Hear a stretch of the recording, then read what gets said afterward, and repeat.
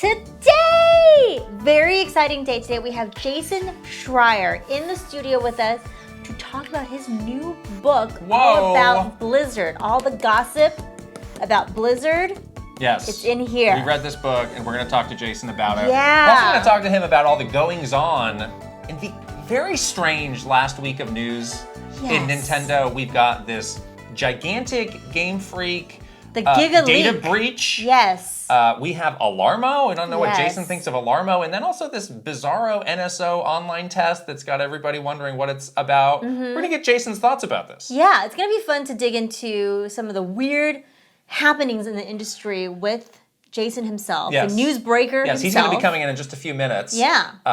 Jason was one of our, day one when we were making a list of, guests that we would like to have on the podcast. Yes. And we've been talking to him about this for a long time. He said, guys, I'm writing a book. And, I'm going to be doing a tour. So if you can just wait a little bit longer. Yeah, it's perfect. We can hopefully swing it where I can come by your studio and he'll be here in mere minutes. So that is fun to actually make that a reality. Love to have someone here in person. It's always fun for a live guest to be here for the entire episode as well. So we can just get into all the stuff and just have a fun conversation. Exactly. So it's going to be great. Before Jason comes in though, Alarmo, speaking of, we had a big week with Alarmo ourselves. We did. Last week. Lady Luck was on our side, weirdly, with Alarmo because... Well, some people did point out we were lamenting the slow news week in the podcast last week, and I think we got our wish. I think so. Be careful what you ask for because you're going to get Alarmo. You're going to get going to get woken up by a coin sound. So if you have not seen yet, we have a full reaction to Alarmo on our channel, as well as a unboxing, setup, and sleep test. Sleep test with me sleeping. You were sleeping in the studio. So soundly before getting woken by Alarmo. Yeah, we got so lucky because one of our amazing community members just happened to be in New York when Alarmo was announced and popped over to the Nintendo store, bought the Alarmo. He lives in the Bay Area. Right. Came back to the Bay Area the next day and hand-delivered the Alarmo to us to unbox. It's one of those strokes of luck that you almost can't believe was but you real. Can, though. You can because you believe in the power of the Kit and Krysta community. Well, I'm talking about the other parts where it's I was in New York and I got the thing and I'm on a flight tonight and I'll be there in the morning. What? Huh? Kit and Krysta community does a lot of stuff. Wow. How we got into Nintendo Live that one year was because true. Somebody from the community. That's true. The community they tried to stop us. The best. Yes. Okay, our little army of wonderful community members cannot and will not be stopped. So you should check that out. Check it out. Also, now out, we have completed all of our Japan content. The crown jewel, the Tokyo vlog is out. 90 minutes. Get some popcorn. It's a feature film. Get a blanket, settle in. Because this one is big. It's really big. This one is really fun because the Kyoto vlog is very focused on Nintendo, obviously, as it is in Nintendo's home city. The Tokyo vlog is more general gaming in Japan. Correct. Which is always fun to dig into when you're there. So we do a ton of fun things, going to the Akihabara to look at retro games. We go to the most epic party ever for Sega right before TGS. Tons of shopping and just getting into the gaming scene in Tokyo. And it was so fun. Yes. So hope you guys enjoy that. It has been so much fun making all the Japan vlogs. And I think we really are chronologically talking about our trip in a very detailed way. Oh my gosh. And all of those are I don't know what else we could have done. Yeah, all of those trip. are just I captured. seriously don't know. So good job by us. In great detail in this vlog. Yeah. Zelda Echoes of Wisdom is a game I think last week I mentioned I was about to wrap up. I have since wrapped it up. And we have since recorded our big spoiler cast on the game. That is going to be out later this week. Later this week. Probably not out now as of this episode being released, but soon. Very soon. Yes, very soon. And as always, those are exclusive to our Patreon. So if you're at the notification squad and up tiers, you will just get that. But like all the others, they're available on our Patreon shop. Yeah. So you can just grab that if you want. And again, now we have this great library of spoiler casts that's just growing month by month. Exactly. So if you're in that page, spend a little time and browse around. Maybe you'll find something else you like. A Link to the Past is one of the spoiler casts that we did before. Yeah. Echoes of Double Wisdom. your Zelda. To prepare ourselves for Echoes of Wisdom, we were playing A Link to the Past. So we do kind of talk about both games in either spoiler cast, which is really fun to kind of compare and contrast. Right. But yeah, those are available. Yeah, and I think that one came out at about hour 30, hour 40. I always like to be able to say it's 100 minutes. I like that. 100 minutes. 100 minutes. Oh my gosh. 100. It's not 99 minutes, it's 100 minutes. Whoa. Wow. No, it came in at like a 145, I think. That's over 100 minutes. Whoa. Whoa. Whoa. When they do that with movies, and they're like, this movie's 220, I'm like, what? How many hours is that? Hold on. Yeah. That's long, but how exactly with movies, how long I'm like, that's too long. I don't want to watch it. That's pretty long for a movie. I don't want to watch Podcast, though, great. Podcast, great. Yes. All right, we are just about to welcome Jason onto the set, but we got one more thing we got to do. We got to shout out our great sponsor. This episode is sponsored by Pretty Litter. We all know cats are picky. Yeah. And we are too. Especially when it comes to our cats. We've gone through a ton of cat litter over the years, and the best for us by far is Pretty Litter, and here is why. Let us tell you. Yeah, Pretty Litter is so great. I've been using it for a long time, and the favorite thing that I like about it is that it has these like color changing, like it changes color to indicate early signs of any health issues. Yes. My biggest sadness when it comes to my pets is that I cannot talk to them. Yeah. Like, I don't know if they're not feeling well. I don't know when they're about to be getting sick or something like that. I wish I could talk to my cat and my dog, but I cannot.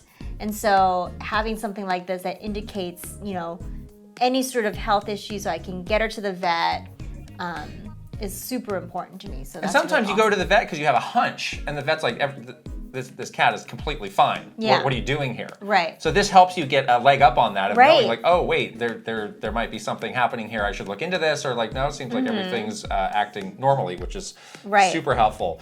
The other thing that's great is, this is delivered right to your door. So heavy. No carrying the giant tubs or sacks or whatever. Yeah. You're like, who knows? You got to carry it up all these stairs. You got to carry it, put it in the car, carry it out the car. Forget that. Just have it shipped straight to your doorstep. That is really, it's actually nice. pretty lightweight too for it being cat litter. Yeah. Usually cat litter is like a cement bag. Right. It's like super heavy. This one's really lightweight. It has very low dust as well. That's always good. Yes, 1 6-pound bag will last you for up to a month, which is great. So you don't always need to refresh. So Pretty Litter is amazing, and you have to try it. Go to prettylitter.com/kittencrysta to save 20% on your first order, and you get a free cat toy. Oh, wow! My cat would love that. That's prettylitter.com/kittencrysta to save 20% on your first order and get a free cat toy. prettylitter.com/kittencrysta. Terms and conditions apply. See site for details. And we'll put the link right over here and also in the description below. All right, I hear the doorbell. Oh, that must be Jason. Let's bring him in.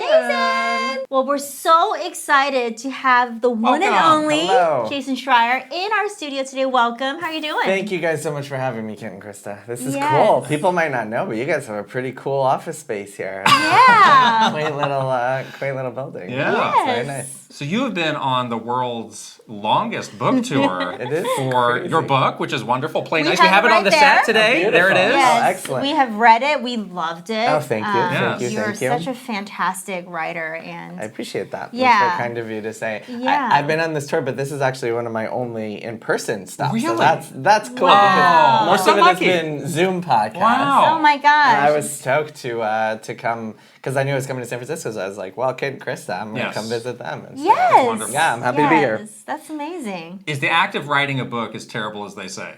Yes. Oh. Good. It's easier if you're doing like journalistic style, because then you can take quotes from other people and you stick them in, and it's like, whoa, I don't have to write those words someone else told me. And so that makes things easier. That's the pro tip for writing. Right.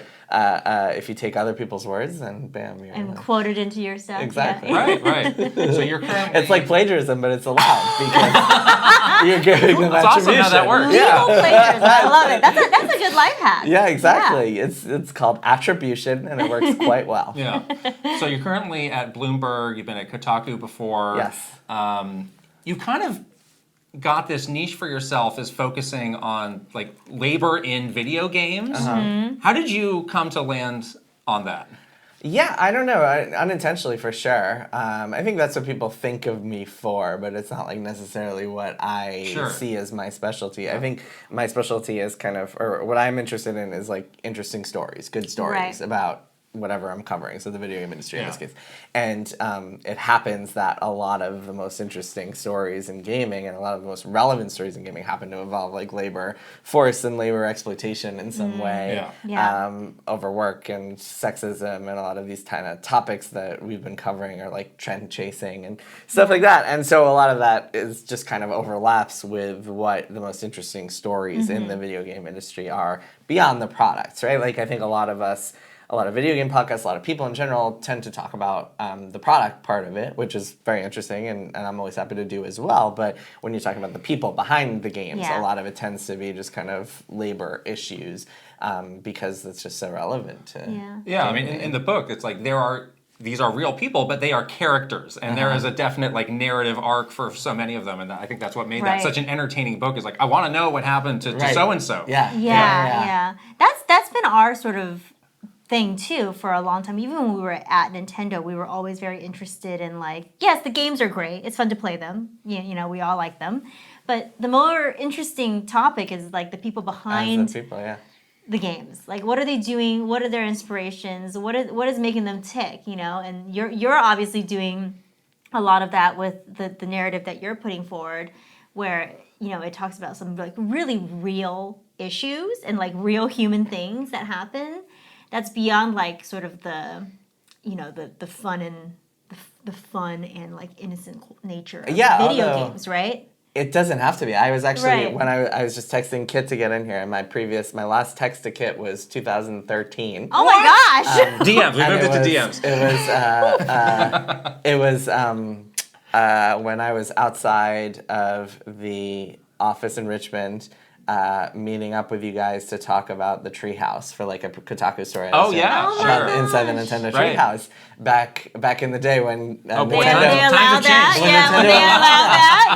that. Even then it was it took a lot of talking, a lot of back and forth, a lot of approvals. And I was like, look, I want to sit down with these guys. And I remember Nintendo insisted on like having some NCL developers talk about Animal Crossing or something because it always has to be linked to a product. To a product coming out. But I got some time with like Nate Bildorf and a few other folks from the Treehouse, and we were all sitting and chatting, and it was really cool. And that, I think, those are stories I'm interested in, even if they're not necessarily like negative focused, even if they're kind of more positive, just human stories, right? So like, look at this cool thing that like a lot of people don't know about that's inside of Nintendo, because this was back when like not a ton of maybe hardcore Nintendo fans knew what the Treehouse was, but not everybody. It was way before the Treehouse started all their streams and the Treehouse label on things. So we were like, hey, we want to get like inside, give people an inside look on this. Point being, I think that human stories and people stories don't necessarily have to be about overwork and exploitation and stuff like that. You can also tell interesting stories, and I try to tell a lot of more positive, interesting stories. Well, you must be endlessly frustrated since the industry has become, even more clamped down on like sharing information, like being careful about the people. Well, Nintendo has. Especially Nintendo, but it just maybe other people are not as much, but Nintendo certainly has. Yeah, Nintendo is worst of all. Yeah, I would say some people. No, I mean Nintendo's from a secrecy point of view. I think COVID really hurt because it used to be, especially when I was at Kotaku, every single year at E3, one of my favorite parts of going to E3 was getting time with a lot of the Japanese Nintendo developers who would only come to the US once or twice a year, and they would always be like, this is our time to talk about our new games, to get you time with these people. And I always tried to slip in a few questions about like older games, get some like interesting history out of it instead of just talking about the new games. And so it's a real shame that hasn't happened again. And so like obviously E3 is dead, Summer Games Fest is cool, but like Nintendo's not there. Yeah, not there. Right. Yeah. Yeah, I mean, it is so true that, like, if it's not linked to a product, they're really not interested. And sometimes you can kind of backdoor your way into that. I always remember this story the year that we had Link's Awakening, the remake. Yeah. There was just this interesting circumstance where the developers that were attending, we happened to have all the key developers who worked on the original and all the key developers who worked on the new one, and we pitched this idea of, like, let's do an oral history of this game leading up to this re-release, and they're like, that's getting a little bit in the weeds. Yeah, nobody's interested in that. This sounds lame. So nobody's gonna care. Absolutely not. And we're like, we blinked slowly twice, like, all right. It sounds lame. Oh my God. Okay. They're really, it's too bad. I mean, people have asked me, like, what book do I want to do next? And I mean, Nintendo isn't really something I would even consider because, like, it would just be impossible to talk to so many of those people. Right. Even if they give you, even if they're like, when they retire, maybe you have a shot. I don't know. No? It's like the cultural barriers. I think a lot of them just don't want to, like, ruffle feathers by speaking out of turn. I mean, it's true. Like, there are people who move on, you know, whether they just leave or whether they retire, and, like, you can't break through that shell. Like, they're taking this stuff to the grave. It's the language barriers and the culture barriers. Right. It's so true. Yeah. You do also sort of have this reputation in the industry of, like, the guy that breaks all the news. And, like, you know, I feel like a lot of times it's like whenever something happens, you're the first to it and people pay attention. How did that happen?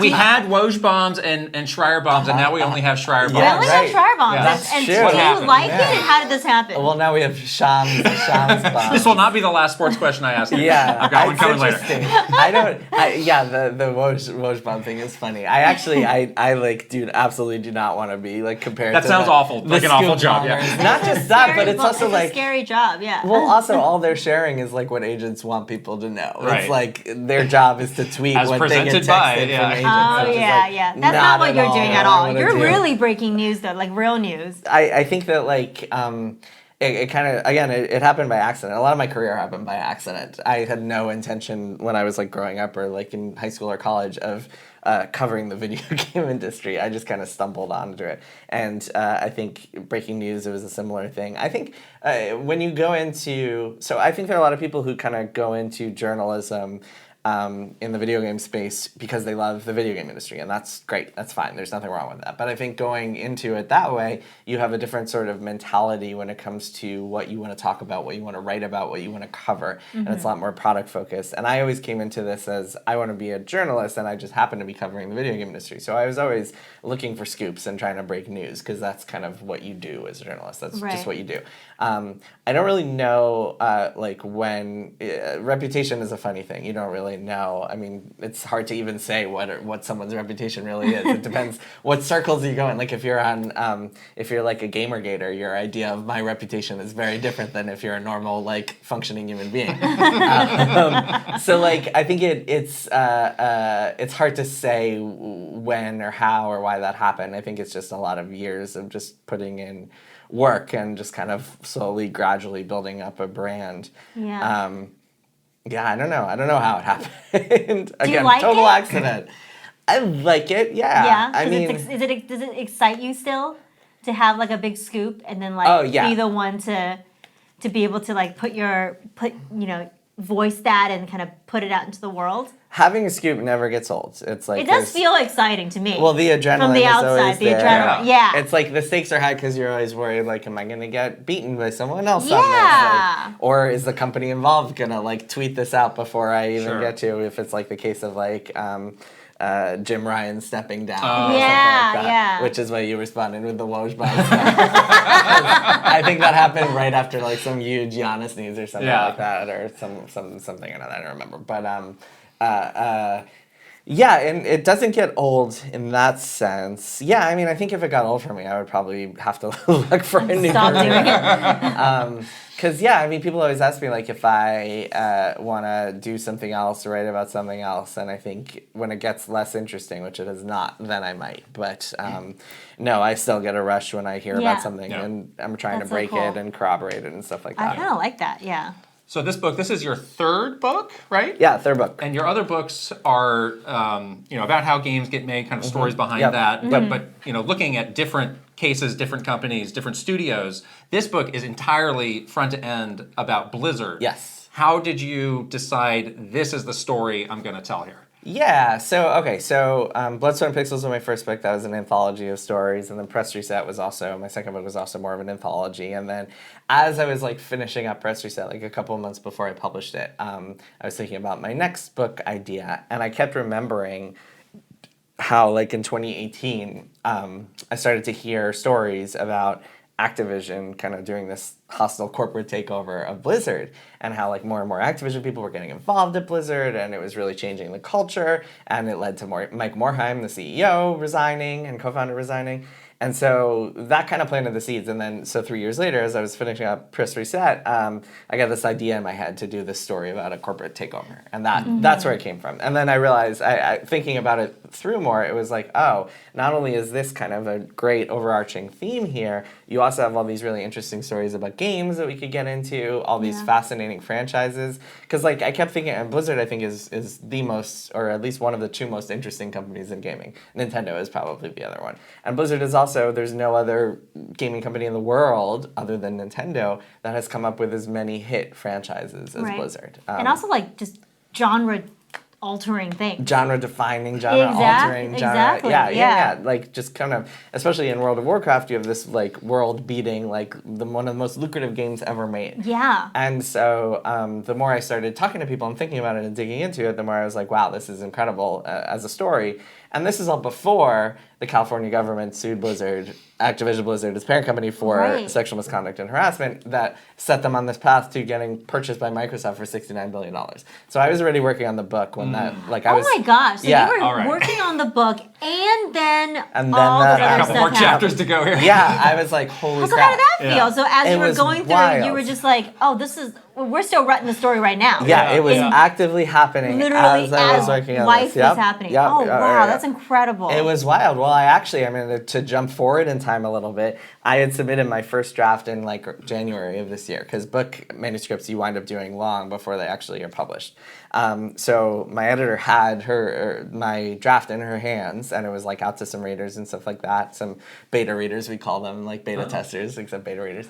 And then Microsoft laid off 1,900 people, including hundreds at Activision Blizzard. That was right in January, right? And I was like, I emailed my editor, I was like, hey. I need that draft back. Yeah, I was like, I'm going to write a new ending, just warning you now. And my original ending was really optimistic about like Microsoft coming in and like they could really change the culture in a good way. And then that optimism, I think, for a lot of people at Blizzard was just kind of like dashed with what happened in January. Yeah, that was a question I had as I was reading. It was like, how do you end this book? Because Blizzard goes on. The story is not finished. The story is not finished. Although I don't want to spoil the ending, but the way that I have it actually ends on this perfect narrative moment. And actually the layoffs, they led to some other departures and some other events that happened. And to me, it actually felt like a perfect place to end this particular story. For now, this chapter or this like era of Blizzard. Yeah, so this to me is the story. It's not just of Blizzard, but it's also of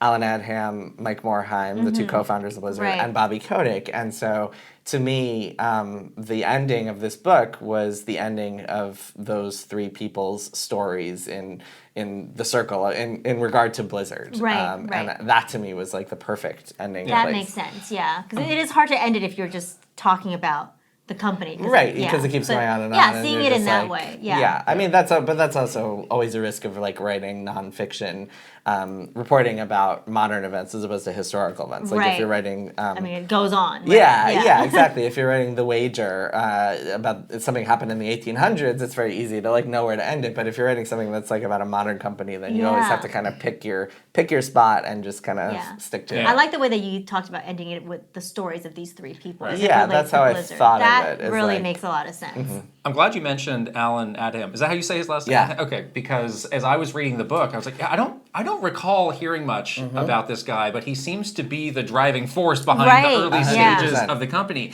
And I was listening to you on Nextlander last week, and they brought up the same thing. It's like, oh, it must not be me. It's just like this guy must have kept a low profile. Like he was very behind the scenes. How did this guy who's secretly super important, like how did more people not know about it? Yeah, it's really, really interesting. And one of the things I was happy to do with this book was like introduce this guy to more people, because he essentially was Blizzard for like the first few years of its life, and played a very pivotal role to Warcraft and Starcraft and Diablo. Right. I think that what happened was in the 90s and the early 2000s, Blizzard's whole mentality was like, they, at the top of their credits on every game, they put designed by Blizzard Entertainment. They were like, we are kind of sort of like Nintendo. They were like, we don't want to spotlight individuals. Yeah. We want to just have the Blizzard brand be the thing. And that was very much Alan's driving kind of motivation and what he was thinking. And then they had this guy, Bill Roper, who would always be the spokesperson for Blizzard back then. And so people just knew who he was. And then that started to change around when BlizzCon started, which was 2005. And because when BlizzCon, the annual Blizzard convention started, they started putting a lot more developers front and center. And like Morhaime would take the stage, and then they started having signings and panels, and a lot of Blizzard fans got to know all the people who worked on World of Warcraft. But Alan actually left the company in 2004 before BlizzCon even started, before WoW even came out. So he was not part of that. And so Blizzard fans got to know all these people, including Morhaime and Chris Metzen and Rob Bardo and other people like that, but they never got to know Alan because Alan wasn't there when the company was really turning into an empire. And then Alan came back many years later, but still didn't quite, like, there was a Polygon article about him when he returned. They like set up this article, but he still wasn't really a public face quite. Like a lot of those early days stories were just so fascinating, like how they had this parent company that was doing edutainment. Like how they even got like hooked up with something like that. And good thing that parent company wasn't paying close attention, because they basically got to do what they wanted to do and basically, you know, kind of use that money to make those games. Well, that's the story, right? Amazing, it's not right? like, so Mike Morhaime and his kind of cadre of executives, they were always able to manage up until Bobby came along. Right. And that changed things. But a lot of it was just them being like, look, like, you give us money, you give us time, you let us delay our games a few times, and we'll just deliver hits for you. And it always worked. Once you deliver the first hit, it's like, well, we got to trust you now. Yeah, right? Like you are doing it. And it was each one bigger than the last one. It was just constant, like, line number go up sort of growth. We're in the green. We're good. Exactly. Yeah. Oh, yeah. Something else that's amazing about this book is just how many people you spoke to, oh my gosh. And people who were directly quoted, and I'm sure there's so many people who spoke on background as well. Like, how do you come up with the list, and how do you feel like, all right, this is the definitive, I have everybody I need to speak to here? Yeah, I feel like you're never really, like, satisfied. Like, I would have been happy to just keep talking to people, but at a certain point you just have to write the thing. How do you come up with this? Well, a lot of it is going through Moby Games and LinkedIn and just piecing together, like, who the people you want to talk to are, reaching out to a lot of people. A lot of people don't respond. Some people do. You get on the phone with them. You ask people. I always end my conversations with people being like, hey, is there anyone else you think I should talk to who, like, maybe I wouldn't know to ask about? Like, everyone's going to be like, oh, you should try to get in touch with the co-founders of the company. I'll be like, yes, obviously. Yes. Trying to talk to them. But, like, is there anyone who's, like, kind of under the radar, who, like, played a pivotal role in Blizzard that you wouldn't think about? And then I think about it often in terms of structure of the story and, like, who I want to be able to focus on a little bit in each chapter and kind of work from there. When you approach these people for the first time, are they open to having a conversation? Do they need to kind of get warmed up? Depends on the person. Sometimes it'll be like some more warming up. Sometimes it'll be like, a lot of the people, it's more, it will not shock you guys to hear, but like the more recently they were at Blizzard, the less likely they will want to talk on the record as opposed to on background. Whereas people who were there in the 90s are not really worried about, like, getting in trouble because they, like, talked about what Blizzard was like in 1993. Okay. There's so many interesting kind of fork in the road moments that Blizzard encounters in this story, and all these different corporate owners that they have. Like, what would you say is the one fork in the road where it's like, things could have been really different if this didn't happen? There are two, I think. One is that Blizzard, so a lot of people don't realize this. A lot of people think that Blizzard was independent until it got bought by Activision and then it was ruined. What actually happened was that Blizzard was independent for a total of 3 years of its history. And then they sold the company in 1994 to the edutainment company that you guys mentioned, Davidson and Associates. And from then on, they were shuffled between corporate parents like every 2 years in hilarious, like, I guess not hilarious for them at the time, but hilarious fashion as an outside observer. At one point, they were like owned by a company that was investigated by the SEC for massive fraud. For like some sort of fraud, It was wild. So I think selling the company in the first place is one of those fork in the road moments, because if they had stayed independent, I mean, who knows if they would have even survived. Right. Yeah, I think they didn't have money to survive it. Yeah. They were maxing out their credit cards to pay the bills. Yeah, it was. People were on the payroll not getting that paid. Yeah. I get the sense that they didn't think that they were going to like go bankrupt or something like that. Like they always thought they would be able to like pull out of it somehow. Yeah. The other fork in the road moment is the release of World of Warcraft, and that probably is the most pivotal one, because World of Warcraft, it was like the success of that game completely transformed Blizzard. It went from a company that was making box products every couple of years to a company that was operating a single live service game, and that just kind of took over. It went from a company that was hundreds of people to a company that was thousands of people, and suddenly had to make enough money to support all of those people. And the growth of that game, it's about to turn 20 years old in a month. It's about to be 2 decades old, which is crazy. It transformed Blizzard in ways that are, I think, unfathomable, or would have been unfathomable to people who worked there back in the 90s. Just, it completely transformed the culture. It completely transformed the products that they worked on. Suddenly all their games were live service games. Like suddenly it wasn't really, it was kind of a struggle to be incubating smaller projects and like experimental ideas, because it's the WoW just kind of black hole is trying to suck in everything at the company. And you saw that reflected. I mean, games like Hearthstone and Overwatch, both of which were 2 humongous hits that Blizzard released in the 2010s, both of those were almost canceled, so that those people could just be on WoW instead. Like WoW just took over everything. Yeah, and then there was just this chase for the next WoW with Titan, which you go into great detail on it. And as I'm reading like your descriptions of Titan and all the accounts of what Titan is, my thought is like, this doesn't sound very fun. Doesn't sound fun. Yeah, but they spent so much time and effort. Yeah, they're just trying to. We gotta figure this out. They're trying to get the next one. But I feel like WoW really like defined a genre that didn't exist at all in the games industry, really. And like EverQuest somewhere is clutching its chest. But not in that way of it breaking out like that. It wasn't as approachable. I mean, that was the whole thing, right? Yeah. EverQuest, one of the reasons Titan couldn't break out is because it didn't have like a base model. Blizzard's MO was always, we're going to take something we really love and make a way better version of it. The best possible version of it. And so WoW took EverQuest, which was really just kind of tough to get into and inaccessible and really punishing. They had this death penalty that would really just like drive people crazy. And we didn't do that, but you did have to like, if you died, you would have to do a corpse run and go get your stuff. And if you died in a really tough dungeon, then you'd be surrounded by like these tough enemies. And you'd have to go, and players would like put together these like rescue missions to help each other like save their stuff. And there's some stuff that was really cool about it. Some aspects of the game that were really cool, but it was also really difficult to get into if you weren't already like a hardcore player. Whereas WoW, the whole goal of it was that anyone can jump in and just kind of have this theme park adventure ride. Which is just pretty accessible and straightforward and addictive. And I think that one of Titan's many flaws, one of the problems of that game was that it didn't have a clear model to look at and be like, we're going to make this better. It was trying to do its own thing. It was trying to blend all these ideas. Together these ideas that didn't quite mesh. Yeah, didn't. They never found the fun. Yeah, that's true. When Blizzard, as it is now, heard that you were writing this book, what was the response? It was like, interesting. No, so I gave a heads up to their PR years ago because I wanted them to let me sit down with their executives for interviews. And I wanted to be like, look, I want to be totally transparent about this. I want you to know exactly what's in here.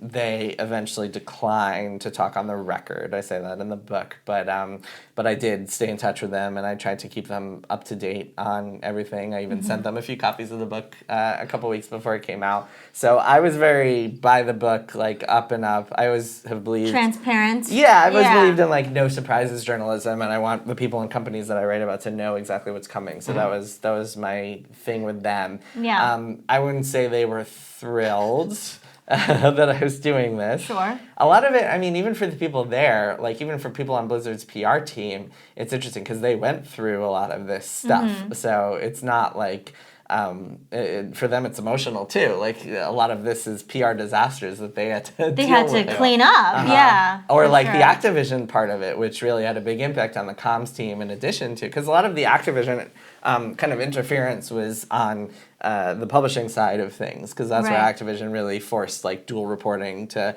both the corporate parent and within Blizzard, and did a lot of there were a lot of changes there. So one story that I have in the book, I think this is in a footnote, is that in 2018 when I was first breaking the news that Activision was taking a bigger role at Blizzard, I reached out to Blizzard's comms and like got some response, and then reached out to and then I heard the next day from Activision's comms with totally different response. And I was like, not aligned, dude. Like literally, what I am writing about is happening in front of me.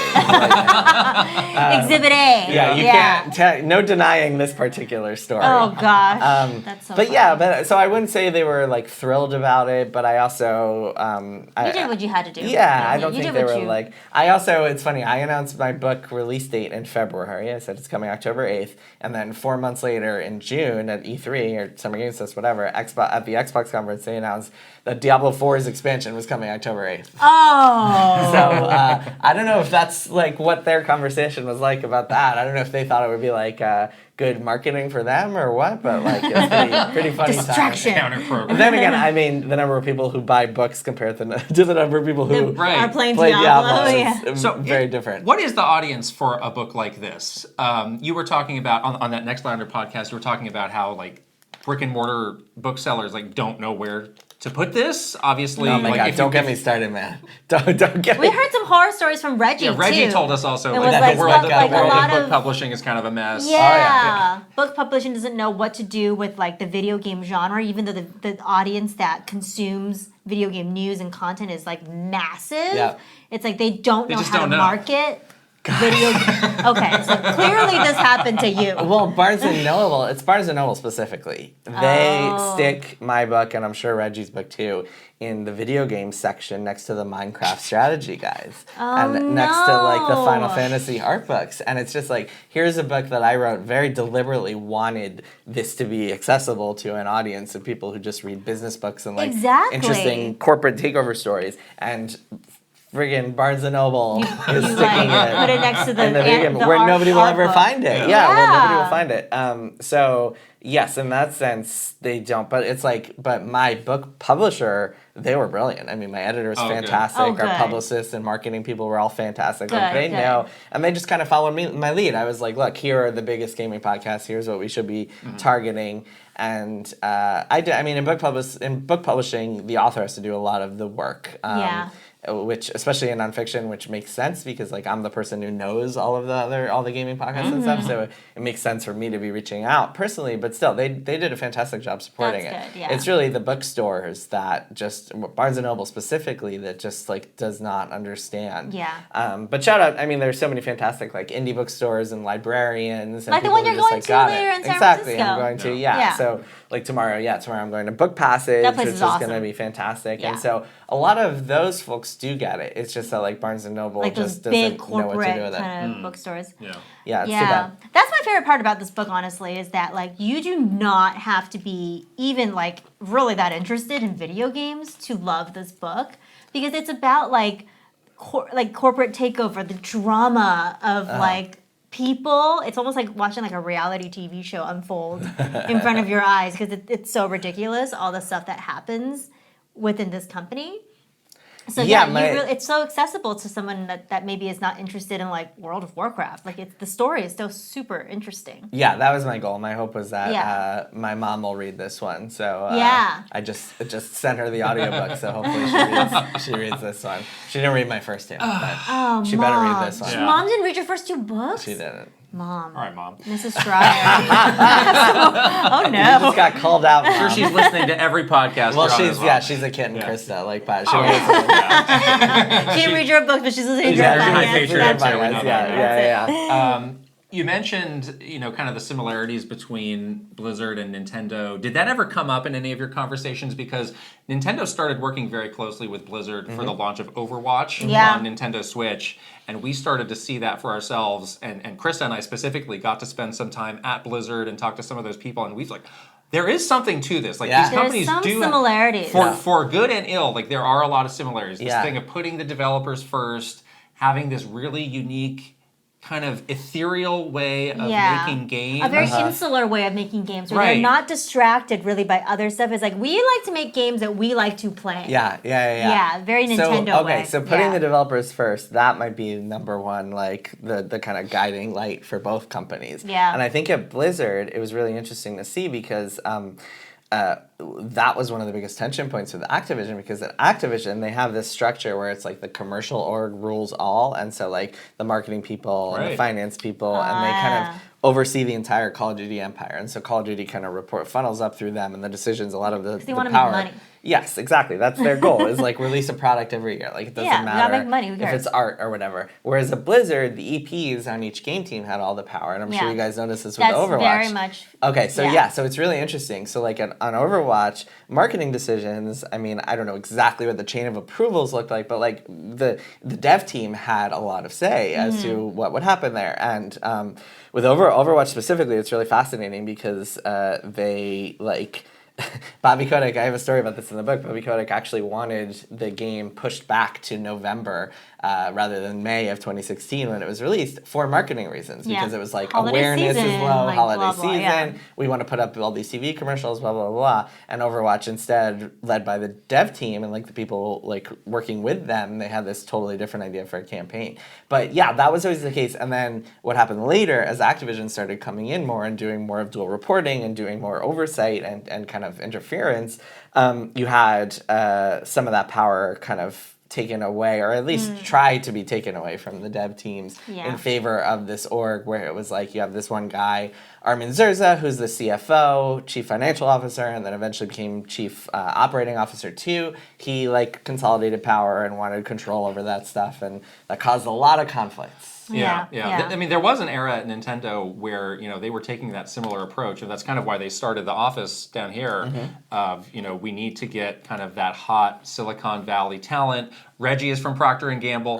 Doug Bowser's from Procter & Gamble. You talk a lot about Procter & Gamble. The former CMO was from, a few of the previous CMOs were, you know, from Yahoo in the heyday of Yahoo in Silicon Valley. But there was always like this you will not break through. Like, you know, in Japan, these developers have the final say, so like don't even think. Well, that's the biggest difference, right? Is that like someone like Reggie can come in. Well, first and foremost, I mean, Reggie actually played games and like enjoyed video games, which I think is a stark difference from some of the Activision people. Because that's, I mean, that's an important part of this. But also, like, you have that kind of, this almost natural firewall in that there's an ocean away. And so, like, you can't even, it's very different because of that, because the whole American operation, most of it is non-dev stuff. So very different kind of feel, and there would be no way for someone like Doug Bowser to even if he wanted to go and interfere with the dev side of things. Like Zelda game or whatever. Whereas with Blizzard, obviously they're all mixing it up, you know. Well, it was a little. There was still somewhat of a firewall. It's not like someone like Armin Zerza, who I mentioned. It's not like he was coming into the Overwatch team and being like, "This is what the next Overwatch should look like." But there were like, and especially another part of the story is that a lot of Blizzard games at that point were going free to play. And becoming service games, and so monetization becomes a big part of that, because it's not, if you're making a free to play game, you have to have those conversations early and often about like what's the business model going to be like for this thing. So so that also kind of like any firewall that was there really started to get eroded as a result of that. Did you expect when you started this that Bobby Kotick would be such a big character?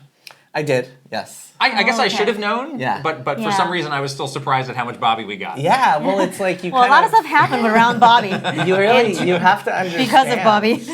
I think it's really a journalist's job to help you understand some of these people, even the people who a lot of people consider to be villains. And so, I mean, having a lot of his backstory and his kind of philosophy, I think, helps people understand why he did what he did. Exactly. Yeah, that's what makes people interesting, is that, you know, even someone that maybe did something not very good has some sort of backstory, has some sort of motivation that led this person there to that point, you know? Yeah, there are some details about him that do give some good kind of color and some context. Like, I think you talked about how like he was always pushing the World of Warcraft team to beef up the team. It's like, you also have this goal of releasing more expansions. Why don't you bring on more people so that you can actually make that? And there was, you know, resistance from Blizzard for sometimes ambiguous reasons. It's like, he might actually have a bit of a point here. Like, I don't know if he's planning to just lay them all off when the project's done, but like there might be some kernels of truth here. It's funny, when he did layoffs, it was never the devs. He didn't want to lay off devs. He wanted to lay off cinematics and customer service and publishing and non-dev roles was most of the layoffs that they did.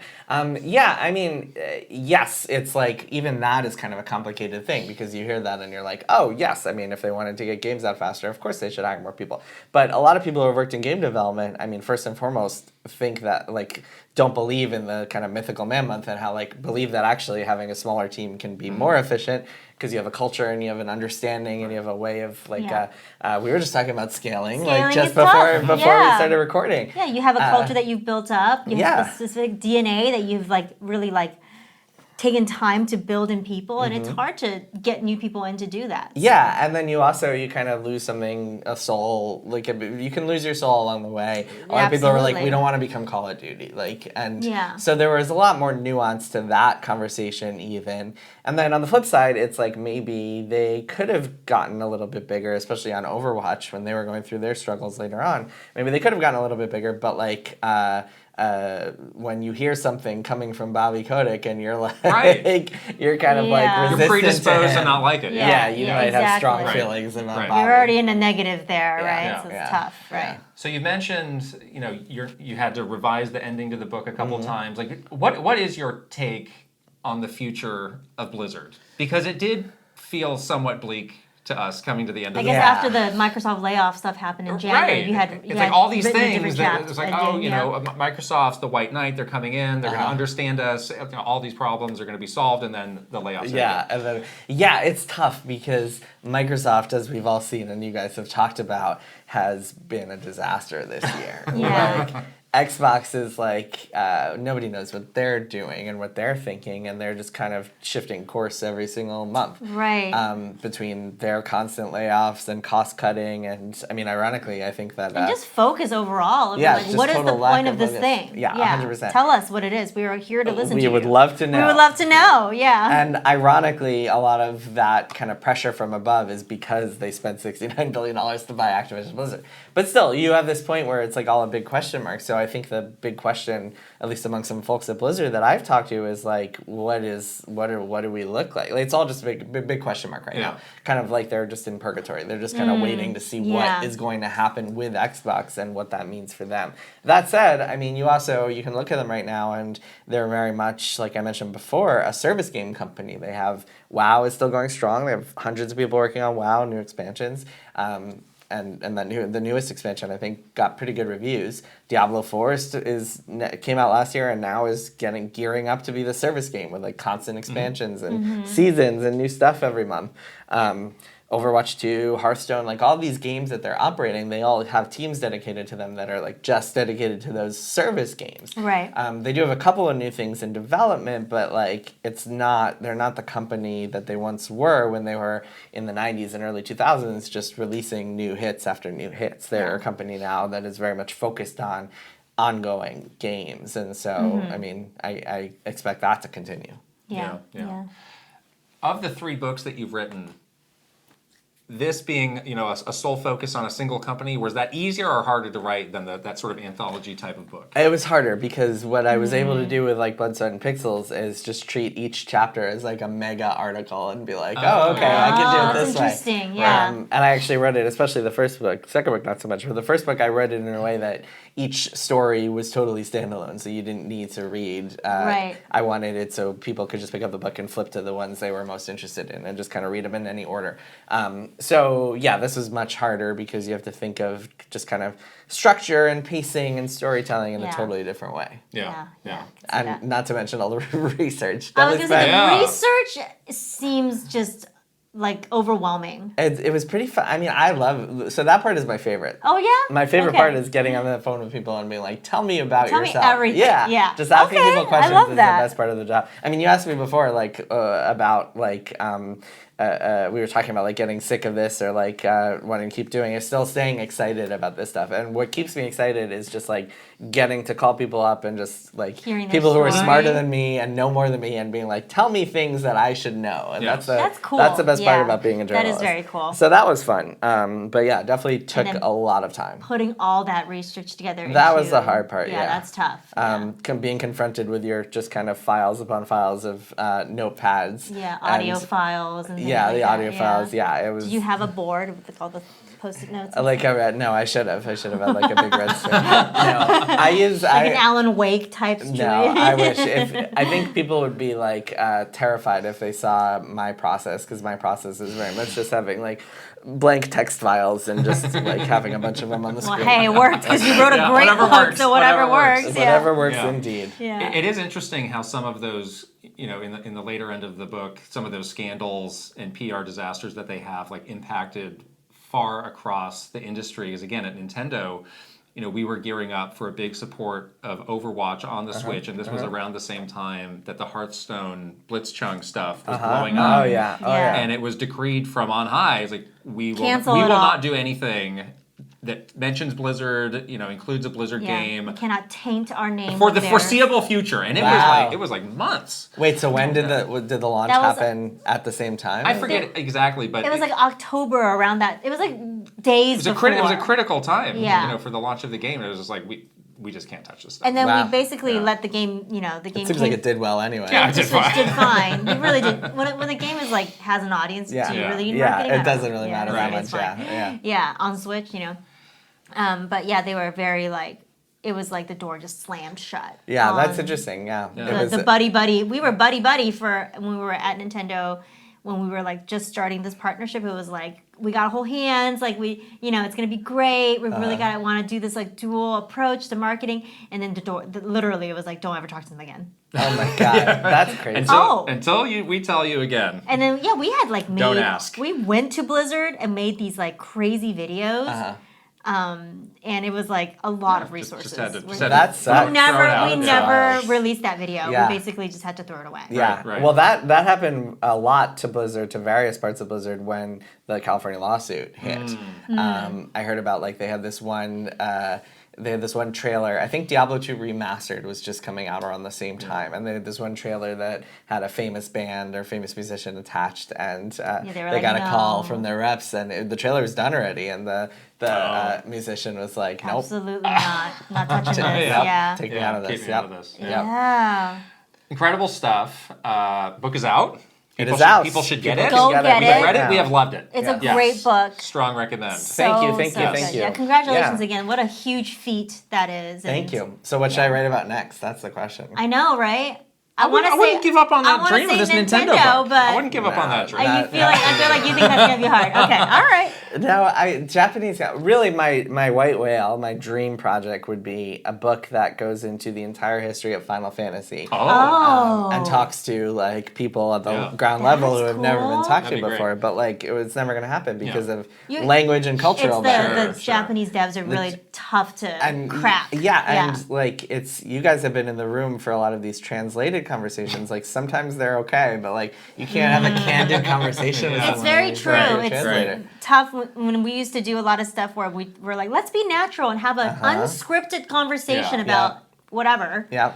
It is really hard when you have a language barrier. Okay, you have to learn Japanese, Jason, and working on it. That's my goal. And then you can write the book. And then, it's not. I have to like somehow learn fluent Japanese. Then I have to move to Japan for like 6 months and like track people down. This is all doable. And like, this sounds fun. This is I'm sure my wife will be thrilled if I tell her she can come with. That she has to watch the kids while I go to Japan. They can come too. They can help. It's a family event. They can learn Japanese. Yeah, sure. Put them out there. A whole family. What is your relationship with Nintendo these days? What is my relationship with Nintendo? How would you describe that? Yeah, tell us everything. I think that maybe it's like our relationship with Nintendo, which is non-existent. Yeah, well, so okay. What are we, Nintendo? What's going on? So yeah, I mean, I haven't really like gotten much success working with them on stuff. And yeah, I mean, I could speculate as to why, but like, who knows? I have no idea. Yeah, it's been tough Bloomberg's a big outlet to crack. Bloomberg's a big deal. Bloomberg's also a huge deal to Nintendo, especially because they love the non-gaming outlets. Yes. You know. But Bloomberg also, my colleagues at Bloomberg reported on some hardware stuff a few years ago that. Again, I don't know. I don't want to speculate about what Nintendo's thinking, but yeah. The last time we worked with Bloomberg, I was there when they interviewed Mr. Kimishima. I don't think I would have been. I would have been at Kotaku at the time. You were at Kotaku at the time, I think, and they have some history with Bloomberg stuff before a certain before a certain time period. One of my colleagues started reporting on certain. But I do remember some grousing about certain things that were being reported. I'm sure. Yeah. You guys left what 2020 or 2019? 2020. 2020. Right? So 2021. 2021. Okay. January 2021. It went years back. There was some ongoing grousing. Got it. Yeah. Well, so I only joined in May of 2020. So my period at Bloomberg did not overlap very much with your period at Nintendo. Right. It was like the summer of 2021 that I think some reporting came out that Nintendo probably wasn't thrilled about. But it's not like they blacklisted me. I just want to be clear here because it's not like when I run into people like Eddie Garcia or something shout out to Eddie. Plenty of great conversations. Shout out to Eddie, the real MVP awesome. of the Nintendo media team. I went to Zelda Tears of the Kingdom preview event last year, so I have had some dealings with them, but it's I mean, part of it is also they've just changed some of their policies when it comes to interacting with press. Oh yeah, they really have. I mean, the access to people that can actually talk to the press is basically non-existent now. Yeah. Like, who do you interview there? No one. Nobody. And then if you're getting a quote, it's some PR through to legal, hell quote that has gone through 37,000 approvals. You're gonna get it. You're going to ask a question, you'll get the quote in 72 hours, that kind of shit, right? That's what you're getting into. Yeah. So, but I don't. I write about Nintendo products sometimes, but it's mostly our team in Japan that's covering them. Right. So, it's not as relevant to me as it once was. Well, you have always been through the years a very intimidating figure for Nintendo. We had Steven. That's hard to imagine. We had Steven on a few months ago, and we noted this to him of Yeah, I think you and some Steven, people are frightened to speak with you, and if he is number one on that list, you are 1A or vice versa. It could be a trade-off. You're a very personable, fun person to be around. So we always had a good time with you. I don't know. You and Steven are nice, wonderful people that we love to hang out with and talk to, but there are definitely, especially people on the Nintendo PR team, the NOA PR team. Why do you think that is? That are terrified of you. I don't know. I don't really know. I'm trying to think. I don't think I've had a ton of negative interactions with them, other than one time I remember. This must have been a long time ago, but I was asking Onuma-san about the new Zelda instead of the Zelda he was there, the next Zelda instead of the Zelda he was there to promote, and I got someone on the PR team was all right, we're gonna stop, we're gonna focus on this Zelda. That's nothing. Those are the most negative interactions that I've had with them because I think anyone who's been interviewed by me knows that I don't make a habit of asking gotcha questions. Not at all. Not at all. Surprise people or anything like that. Like Steven, you both will ask a follow-up question. So if the canned PR response is not satisfactory, you'll ask. Is that what is intimidating? And that's when things start to fall apart. Because it's well, this is all we got. This is all we can say, Right. Yeah, I think that they don't like the off script. Okay, yeah. So that's interesting because something that I've kind of told whenever I work with reporters who are younger and less experienced, something I always tell them is you can come into an interview with a list of questions, but be prepared to throw it out and just have a conversation because the best interviews are when you are actually talking to someone and going back and forth. And I think maybe because of the nature of these translated interviews or because Nintendo is scary, whatever reason, maybe they're more used to people just kind of going by the list instead of listening to what the developers say and then asking about what they actually say. I mean, most people will get the response that is kind of a nothing and they'll just move on to the next question. Yeah. So it does kind of jar them when it's whoa, there's more to this. But it would be sad if that was what made them intimidated of me. There is a huge difference between someone like you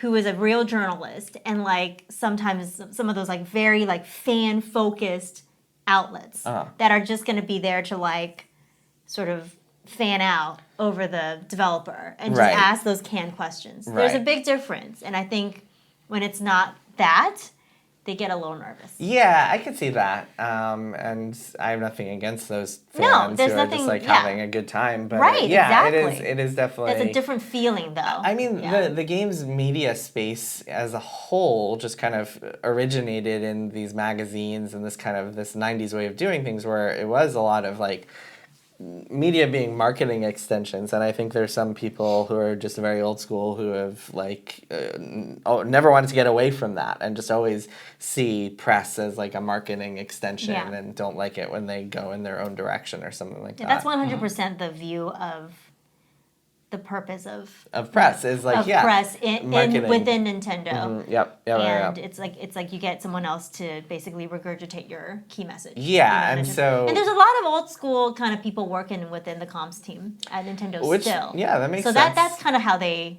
think that's how they approach it still these days.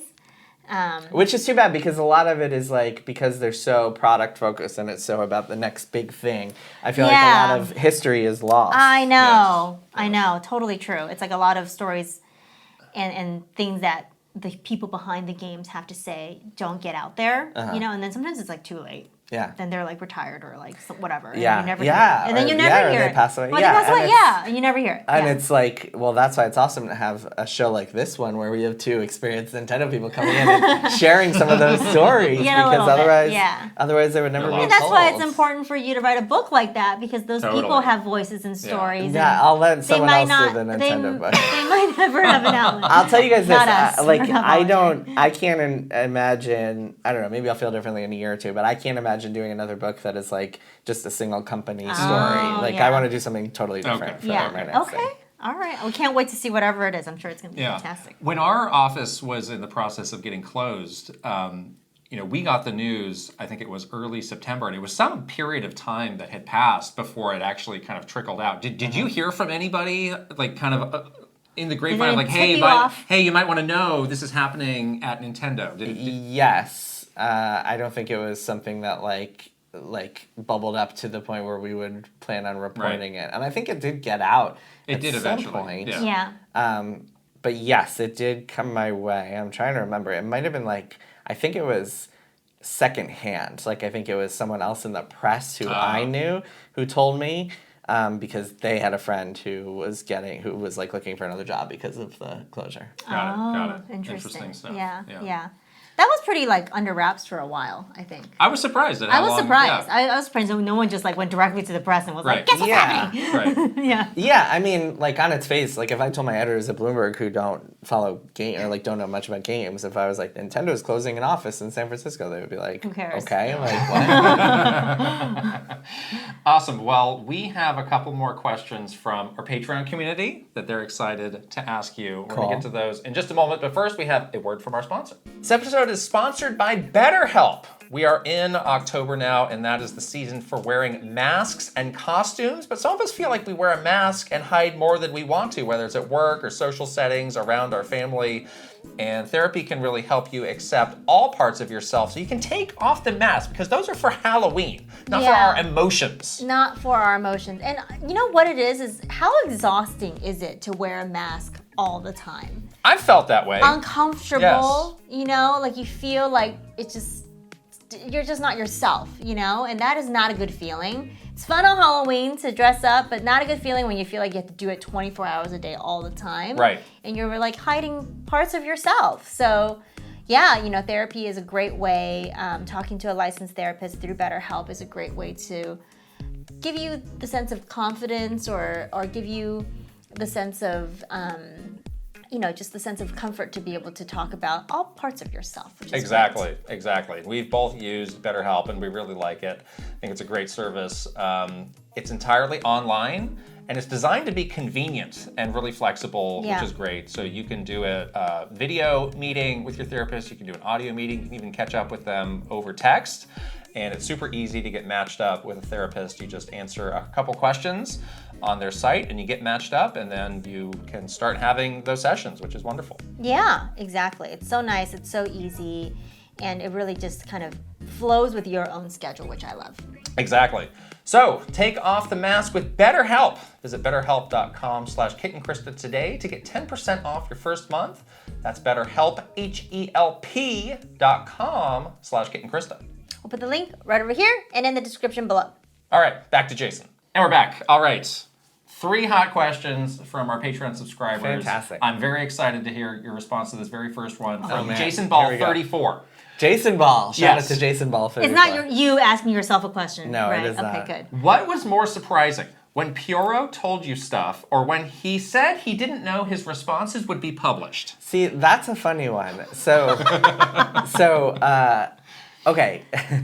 You guys want the real scoop here. Yeah, we do. Tell us. So the story here, I'll kind of give context if people don't know what. So Pioro is this guy who was on Twitter who was like this leaker, and people figured out pretty quickly that, well, actually not pretty quickly. People figured out eventually that he was using the Nintendo like web back end for his info because he only knew things when they had a pre-order link ready to go and they were on the eShop. Otherwise, he would not know them. And so I was working on a story about that and about this pattern of leakers getting shut down in recent times. And I reached out to him on Twitter. I was like, hey, I'm working on the story. Can you tell me more about this? And he responded. He was like something. I don't even remember. Hold on. Let me pull up. Let me see if I can. Real time. Receipts. Here we go. The receipts are here. People. Well, I don't want to paraphrase this poorly. I also think Pioro has like changed his name to some garbage on Twitter. So let me see. Oh, here it is. Okay, I found it. Okay. So I was like, hey, is this true about the web backend thing? And this person was like, and Pioro was like, I know my source works for NCL, but I'm unsure how they obtain their information. It's probably through, like, it might be through the back end, yada, yada, yada. And I was like, wait, your info has been coming from someone else? Like, what? Why would they share this? And Piero was like, I can't say. I gotta go. I can't say. And then I was like, okay, great. Well, I wanted to, thanks for getting back to me. I'm working on this story, so let me know if there's any context you should have, blah, blah, blah. And that's what you put in your newsletter. Yeah, and I put that all in my newsletter. So my immediate reaction, and I'm actually kind of shocked that more people didn't think this, was that he's completely making up that he has a source in Nintendo. Yeah, he is. Yeah, and so totally clearly this is someone who got access through like whatever web means, hacking or like social engineering or whatever it was, got access to the back end, or got access to someone who had the back end or whatever it was, and was leaking information that way. Because why would someone at Nintendo be like contacting this random like Twitter account with information? And so I published that story, and a bunch of people were like, wow, you just got someone at Nintendo fired. And I was like, what? Like, why would anyone think that? First of all, saying that his source is someone at Nintendo, even if that is true, that really does not limit it to like the many, many thousands of people who work at Nintendo. Right. Like, I think it could be a lot of different people there. Even if like it's a limited number who might have access to the back end. Yeah, but still like a huge amount. Yeah. Second of all, like, why would you believe that this is true from this guy who is an anonymous Twitter account who just leaks information? Why would you believe that? I just included this because I thought it was a funny detail that he's like claiming that he has a source at Nintendo.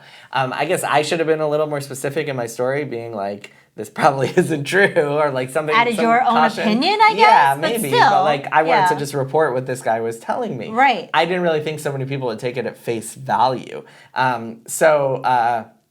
When he said he didn't know his responses would be published, I mean, I thought that was BS. I made it pretty clear to him that I was publishing them.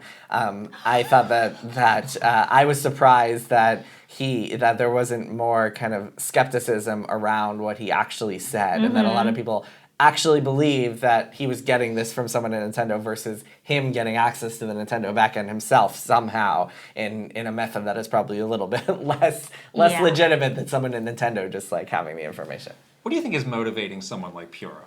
Internet fame. Yeah. Like, it's kind of, you get this rush from being, like, seeing all the Twitter numbers kind of climb and I guess so.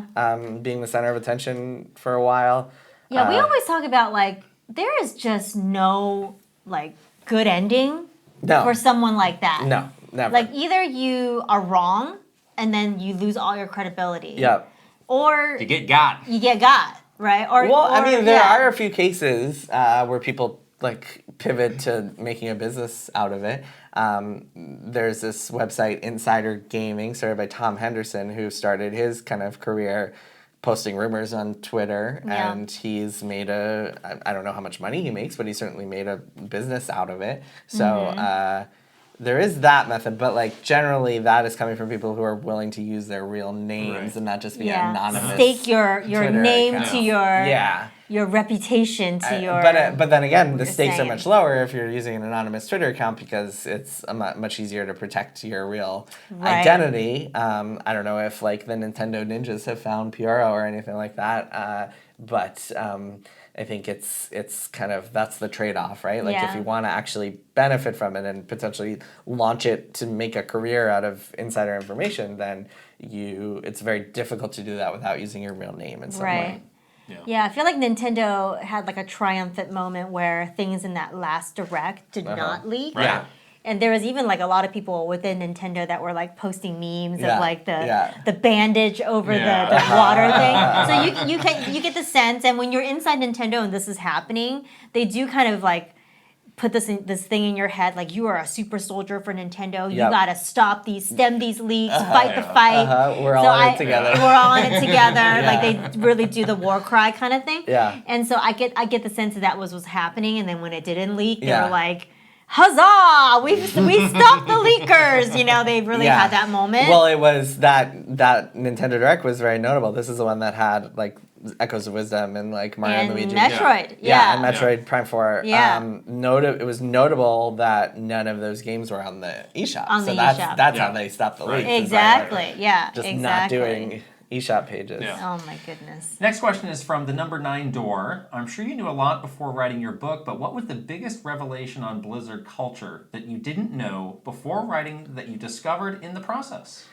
There were a ton of things, but one thing that comes to mind is that as I was talking to people, I would get on a Skype call with somebody, and then like I'd be talking to them about whatever, and then like in the background I would see someone walk by, and I noticed that they looked familiar, and it turns out that the person I'm talking to, it's their spouse walking by, and I already had interviewed them about Blizzard, and they worked at Blizzard together. And this happened, get this happened 3 times. Wow. Oh, it's Blizzard marriages. It wasn't always that they walked in the background, but it happened 3 times that I learned that like I had already interviewed someone's spouse. Oh my gosh. Completely inadvertently, because they all had different like last names. And then, so the thing about Blizzard's culture is that kind of incestuous, like everybody dating each other, everybody being married to each other, people on the very top of the company being married to or dating people below them, which very unusual, very like unorthodox, not kind of problematic sometimes if it's like a direct report or something. Like, well, so they tried to be by the book. They were like, we're going to remove people from direct reports and but like if you're you're like subordinate to somebody, that's like I mean, Mike Morheim is the CEO of the company. He wound up dating and then marrying to someone who was below him at the company, even if she was reporting to someone else. Like if you have a problem with someone and they're married to like a C-suite executive, are you going to report that person to HR? Like what are you going to do there? So it creates all sorts of problems. And then on top of that, it's like I heard this story, like someone in QA told me that their manager was like hitting on them and was like, well, the CEO does it, like the people on top do it, so of course I can do it. And that creates all sorts of problems. Like you can't work at a company where you've had to reject your manager who hit on you. Like it's just unsustainable. So it's awful. I think there are good and bad elements to this particular aspect of the culture. Like it was cool that so many people just like got so close to people and like met people they loved. Obviously, like if you're happy with your spouse, it doesn't matter where you met them. You're just happy that you met them. But like that kind of atmosphere, I think, can be problematic for a lot of different reasons. Bit like Nintendo too. Like there's a lot of Nintendo marriages. And I think part of the reason at Nintendo that this was happening was because people were staying at Nintendo for so long. Like you basically would start like right out of college, where you're probably like meeting your spouse or whatever, and you're like you just don't leave. You don't leave it. So these are the only people you have. This is like, your friend group. This is the only people you have access to. So you're not really going anywhere else. It was exacerbated at Blizzard because they all were in Irvine, California, where there's nothing else to do. That's true. Go to Blizzard. Redmond, Washington. Are you kidding me? Yeah, that's true. But it's even worse. Can't even go outside. It's all rainy. You're pretty close to Seattle. There's a lot of stuff to do in Seattle. Yeah, okay. They got the Spectrum. Right. They got that Ferris wheel. That's romantic. Yes, that's true. No, Seattle's pretty cool. Seattle's cool. Just kidding. Seattle is cool. Last question is a good segue into our news segment. So we'll play the music now. It's from Kyle LaBeouf. I'm not sure how up to on this story you are because it happened over the weekend. You might have been tied up with stuff. Given the recent developments with leaks from Game Freak, what is your take on publications reporting on the leaked content? Is it ethical, or should outlets avoid coverage when the content was obviously obtained illegally? Did you see this thing happening? I saw a tiny bit of it, but this was a question. This was a debate when the Insomniac leak happened. Right. Yes, this is exactly like that. So it's a story that I can certainly, or it's a question I can certainly tackle. Yeah. I don't really think, I won't tell other people how to do their jobs, and like every outlet or journalist or whatever, insider, YouTuber can make their own decisions on what they feel comfortable covering. But I think that if you're a reporter and you take yourself seriously, of course you're going to report on information that comes from leaked material. Like, that's not even a question. Mm-hmm. You can certainly, you have to be judicious about like what you cover and how much you cover and like what is fact and what is fiction. Well, that obviously, that's hard. That's hard. Yeah. You definitely have to corroborate stuff. And you have to be judicious about like the potential harm it would cause to people to have something out there. For example, if you're covering the Insomniac leak, you are not, like, if you're a responsible reporter, you're not going to publish someone's like personal address, information, right? Or social security number or something like that. That said, like, if there's information in there that is like newsworthy and is a story, then you absolutely cover it. Like, it's not even a question where it comes from. If it's out there and it's on the internet, I think it gets more into more kind of ethical, murkier ethical territory when someone leaks something and then sends it to you and is not public. It's just kind of in your email box, and then you have to decide how you want to handle that. Then it can get a little bit murkier, and you have to kind of ask a lot of questions and do a lot more work. But when it's on the internet, when it's already public information, for a reporter to be like, oh, well, that came out illegally, so I'm not going to cover it, that's just kind of like neglecting to do your job. Right. Yeah, so for people who don't know, over the weekend there was a big data breach with Game Freak, being called the Teraleak. So much stuff is coming out of this, and people who are sifting through it are saying it's going to take a long time before it all comes out and people really understand what it is. But it includes source code for games, information about future projects. There is a lot of that personal information. Apparently, this was obtained through a phishing operation, which is something that is, I think, every company is highly concerned with. Nintendo is certainly concerned with that. We see it happening to content creators who lose their account because of get their channel stolen by Elon Musk. Right. Game Freak did acknowledge that this happened over the summer. So it is something that they were aware of, and I think they were probably bracing for when it would the information would come out. But we've hopefully giving their employees like some sort of data protection and stuff like that. Sure. I mean, we were there when the Giga Leak happened over the pandemic, and frankly, like within Nintendo, that was not really a big deal. Like, what was the Giga Leak? I don't remember. That was the other leak of Nintendo information that happened. Yeah, similar thing, sort of like. A lot of more it was historical stuff. It was very old, unused. It wasn't like new console stuff. It was old, and I think that's what sets us apart. Is like this includes future products. It does have some information on Switch too. So I think it is. Were you guys there? Situation. Wait, a little bit of a segue here, or a little bit of a pivot here, but. So were you guys? Do you guys know if a Switch Pro ever actually existed? Are you allowed to talk about this, or do you have to keep poker face here? Let's talk after.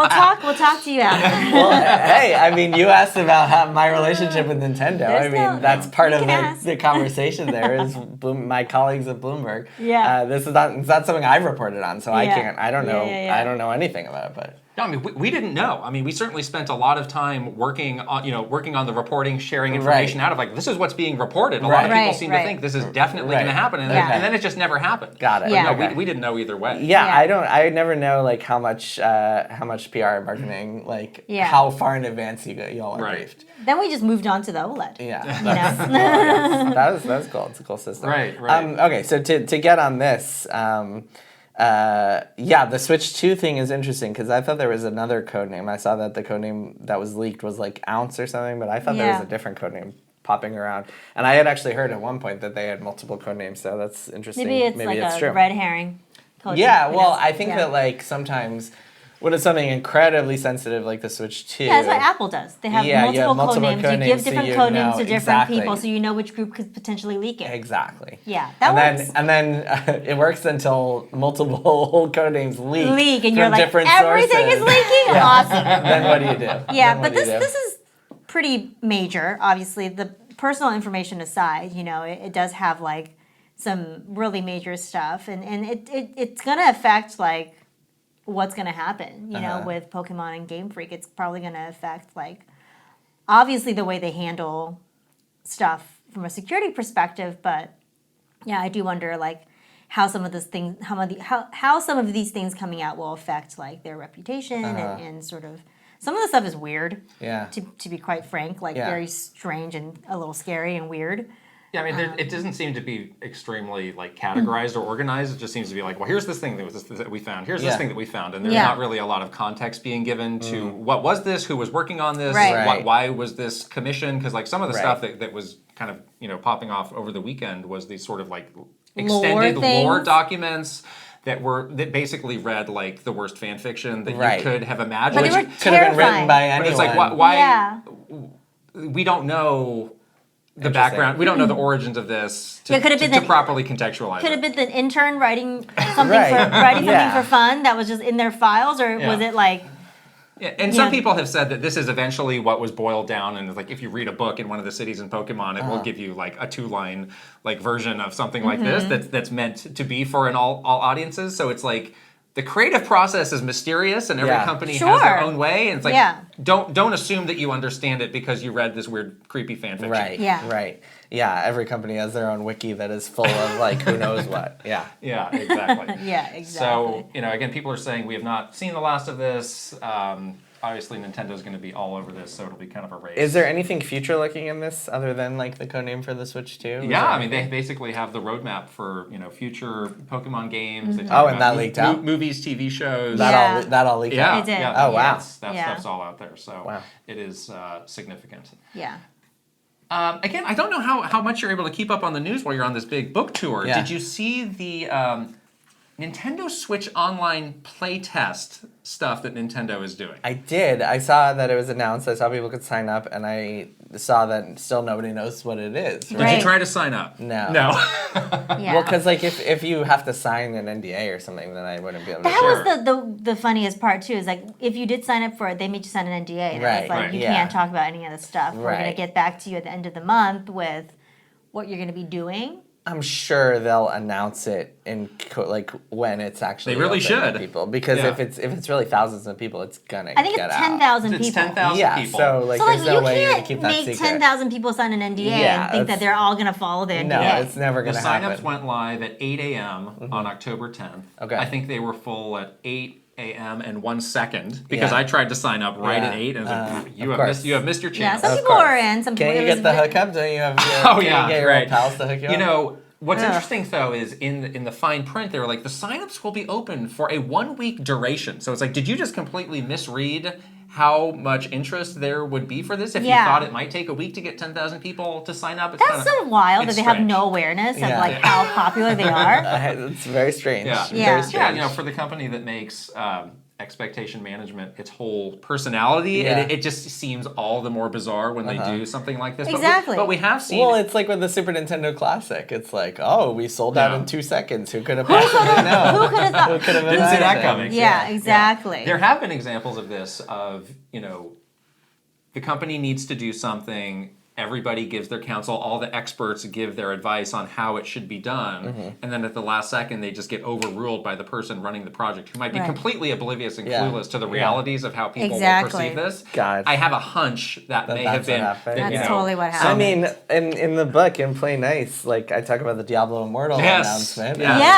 It's like all these people being like, look, like this is not going to go over well, this mobile game announcement at BlizzCon. And of course, it gets overruled by like people at the top who are just being and sometimes it's people like, I don't know who this person is. I've never heard this name, and they're like, oh, this is the only way we can do it. It must be done this way. Let's do it. You're like, who are you, and what is your authority in this? It's interesting. So something that I try really hard in this book is to like explore the nuance of things, and here is the nuance of like, I guess the downside of a developers get to rule, like make every call sort of thing. Sometimes the non-developers know what they're doing. Well, sometimes you're so detached because your job is not to know what's going on. Your job is to make this game. Right.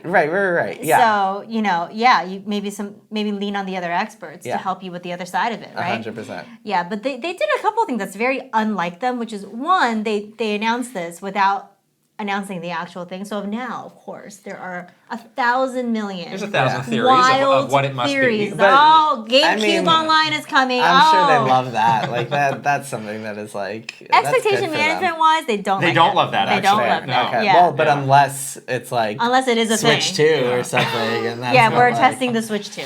Online. Well, what if it's testing some crazy new feature for Switch 2? Who knows? Maybe, I mean, yes, expectation management. There is like, if this is like, Street Pass. Yeah, if it's like Tetris 99, like plus like 2 or something. Tetris 100. Yeah. Tetris 101. But like, if it's something that's actually really cool, then you do want like that expectation of like craziness, right? No? Maybe I definitely think it's going to be not cool. Okay, So they are saying that you need, so you're going to download an app, and this is apparently all going to happen on October 20th, so we're not too far away. You'll need to download an app, you will need to play in TV mode, and you will need to be hardwired into your system with an Ethernet cable. Wow. So that's a lot of requirements. I didn't know it even had an Ethernet cable, the Switch dock. Wow. Yeah. Switch OLED has that built in. Wow.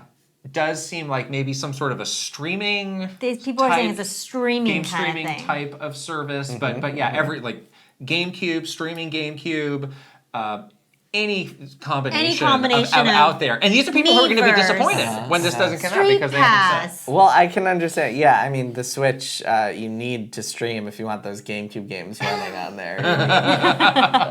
Get that Wind Waker at 60 frames a second. Right. We need it. Maybe this is why we still haven't gotten like Wind Waker HD. Yeah. This is the reason why? Because we need to stream. Can't run it. Got it. And then you do need to opt into that NDA to do it, but obviously that'll be broken immediately come important.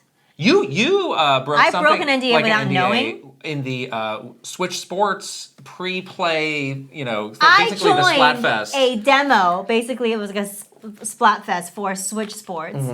And I posted a picture of me playing it to like Instagram stories, and then someone was like, "You're not allowed to post any photos of this." And you freaked out. And I was like, "Why? I'm gonna keep it up." You should have read the fine print. Yeah.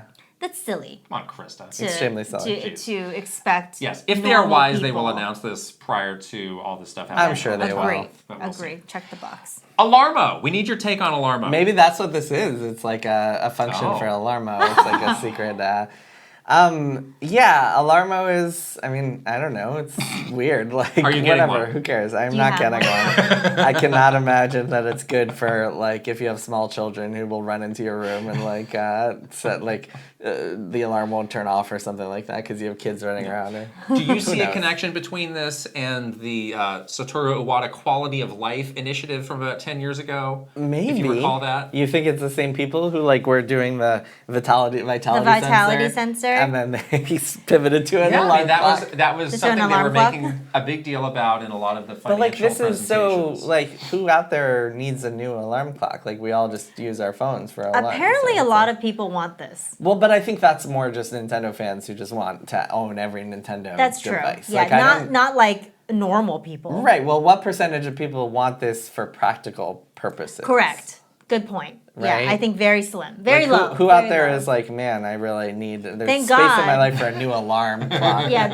I have not been able to get up on time for 10 years. I cannot wait to plug this in. And then it has like the motion sensor stuff, and like if you have a cat or something, it'll trigger it. And right, it just you cannot be in a bed with somebody else. Oh my God, You can't have a pet. Wait, you can't be in a bed with somebody else. Well, okay, that's the Nintendo audience. People who sleep alone. Yeah, that's forever alone. Like you can't even have a pet. You have to just just be in your bed like a corpse alone with his alarm clock. But something we do talk about a lot here is how, Nintendo will never let an idea die. And, around the time that Nintendo was starting to make investments in this, like we did start to hear some scuttlebutt around the office of like, there's something like this. They can get it to work really solidly 95% of the time, but it's that 5% that they haven't cracked. And if you can't, if it doesn't work, then people are not going to use it and it's going to suck. So maybe they got that 5%. 10 years later. 10 years later. I've been grinding on an alarm clock for 10 years. That's wild. That? I do, I remember they specifically mentioned like sleep, but I always imagined it. And maybe they announced something, or I don't remember exactly what they said. It was sleep related. Well, but it was more about the quality of sleep than like making sure you can wake up. Like it was more like it does track your sleep a little bit, I think, right? In there. It is sensing you. And you do get some sort of a graph output, yeah. Creepy. I think way more interesting to me is like what Apple is doing with like sleep apnea trackers, and that's the sort of thing that's like a life-saving thing. Right. Well, that's the sort of thing that like if you're like trying to help people's lives, like that whole Iwata initiative, like that seems more than like an interactive alarm clock that plays Nintendo music. They want to live in two worlds. They do like this idea of lifestyle stuff, like with the Wii Fit and even Ring Fit, you know, kind of that. Which are both great. They're both great. Yeah, but they don't want to go all in on it because they're like, no, we also have to make it like entertaining and fun. And the mantra is like surprise and delight. So I guarantee you in a lot of the internal meetings, it's like, we really surprised people today. Yeah, nobody ever saw this coming, and they're patting themselves on the back. They really are. That is for sure. 100%. I don't know about delight, but they definitely surprise. Yeah, surprise and horrify. Yeah, surprise and leave people muddled. I did buy one for the record. Of course, yes, of course. For historical I have no purposes. intention to actually. It's an interesting historical piece. But I am betting you that 95% of the people who bought it for interest. Yeah, they're not using it as an alarm clock. Yeah, which is kind of a weird thing. We did test one out. One of our community members bought one and brought it to us just to test out. Yeah. It's very cute. It's like very, the little themes are cute and it's very Nintendo-y, but you're totally right. In terms of it, people buying it to use it functionally as an alarm clock, I don't think people are doing that.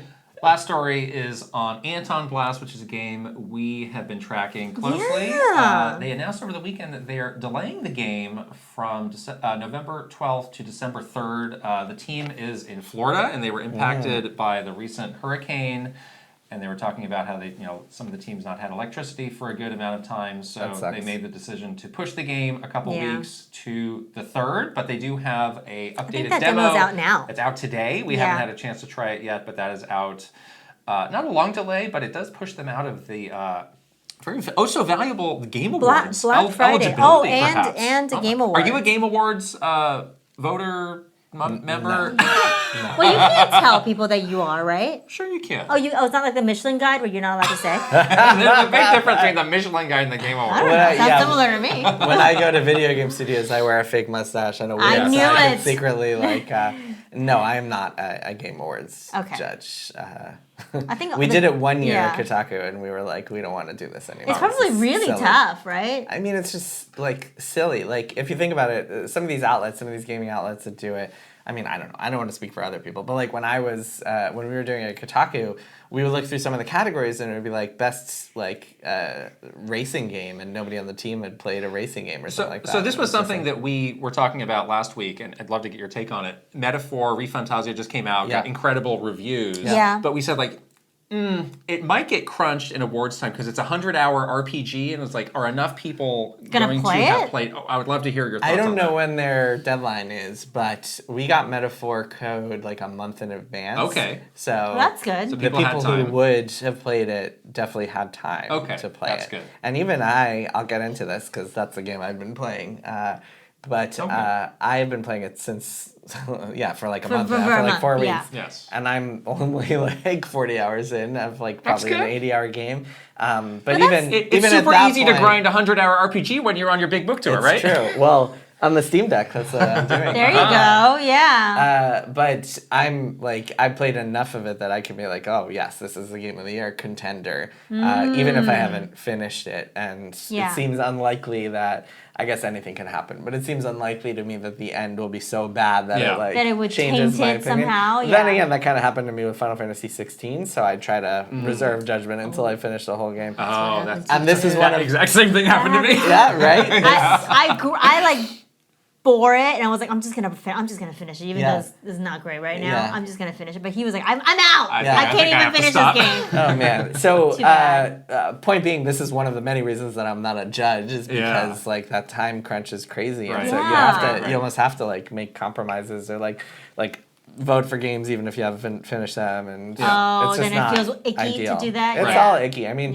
like there's a reason that the Oscars do their show in March of the following year, rather than while the year is still happening. You're still not done with the year. Yeah, it's crazy. You're basically cutting the year off in early November, is what it is, right? 100%. So you can't really and then capture technically the rest. like games that come out in December are eligible for the following year, but like who the hell is like gonna remember that? I can't remember what I did like 2 hours ago. Well, let's get into games we're playing. Do you want to talk about Metaphor a little bit? Yeah, it's awesome. I love it. I've been playing it nonstop. Are you a Persona fan? I'm a big Persona fan. Okay. I played Persona 5 in its entirety twice. Like the entirety. Whoa! How many hours was that in your life? It was a lot of hours. Well, so the first one, I played the first one for like early on an early copy in 2017. We actually got that 2 months in advance. It was crazy. Oh, nice. Unprecedented. Great. Well, they probably knew. They're like, it's going to be cool. It's going to be cool. Oh, yeah. And then when a Royal came out, I got an early code of that and played through that. And that also happened to come out when the pandemic started. Yes. So I was like, that's when I played nothing else to do but play through that game. And then, I love Metaphor. It's very much fantasy Persona, and I'm all for it. I'm 100% in. I was just playing some this morning. It's really, really good. I love it. Although on the Steam Deck, some of the towns, it runs at like 15 frames a second, which is not good. Yeah. But other than that, other than like performance issues, I absolutely love it. The story's still holding up for you after 40 Story's still holding up. Story's great. Yeah, the Characters story, are great. I feel like so I've been playing the demo a bit. I'm not very far. I'm maybe like 5 hours in. Yeah, so you're still in the prologue. I'm still in the prologue. I'm definitely still in the prologue. It's a 10-hour prologue. But I do like that it has a very like straightforward kind of setup in terms of story, where you can easily like, I'm on board with this. Like obviously there is some sort of horrible regicide, and I need to get the right person on the throne. It's like a very easy like setup for me to understand, but I feel like there's some twists and turns coming. Isn't Regicide when Doug Bowser took over? Regicide. Any other games you're playing lately? I was playing some Zelda, not super into it. Echoes? Kind of bounced off of it, but I want to give it more time. How far did you get in that? I did the Gerudo area, and I'm up to the Zora area. So I want to give it some more time. I mean, I'm not feeling it, but I want to give it more time. What's not clicking with you? The combat mostly. I'm not a big fan of like having to go through extra steps to like defeat random enemies. That kind of has made me bounce off of it. But there's some things I like about it, and also it feels a little sluggish. Like walking around, you feel like I felt this way about Link's Awakening too. Like something about the graphical style makes it feel like you're walking like a step too slowly than you should be. At least for me.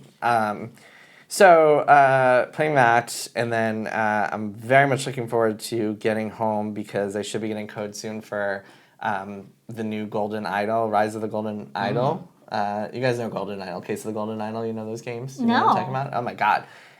Kid and Krysta. Okay, so Case of the Golden Idol. Right now. Case of the Golden Idol is this game for PC. It's like it's like a point and click adventure. It's a point and click. Okay. It's kind of like Obra Dinn. It's like Return of the Obra Dinn. It's like a detective like murder mystery. I'm already and like it unfolds in all these different chapters, and each chapter it shows you the scene, and you see like a body on the floor and some people going and you have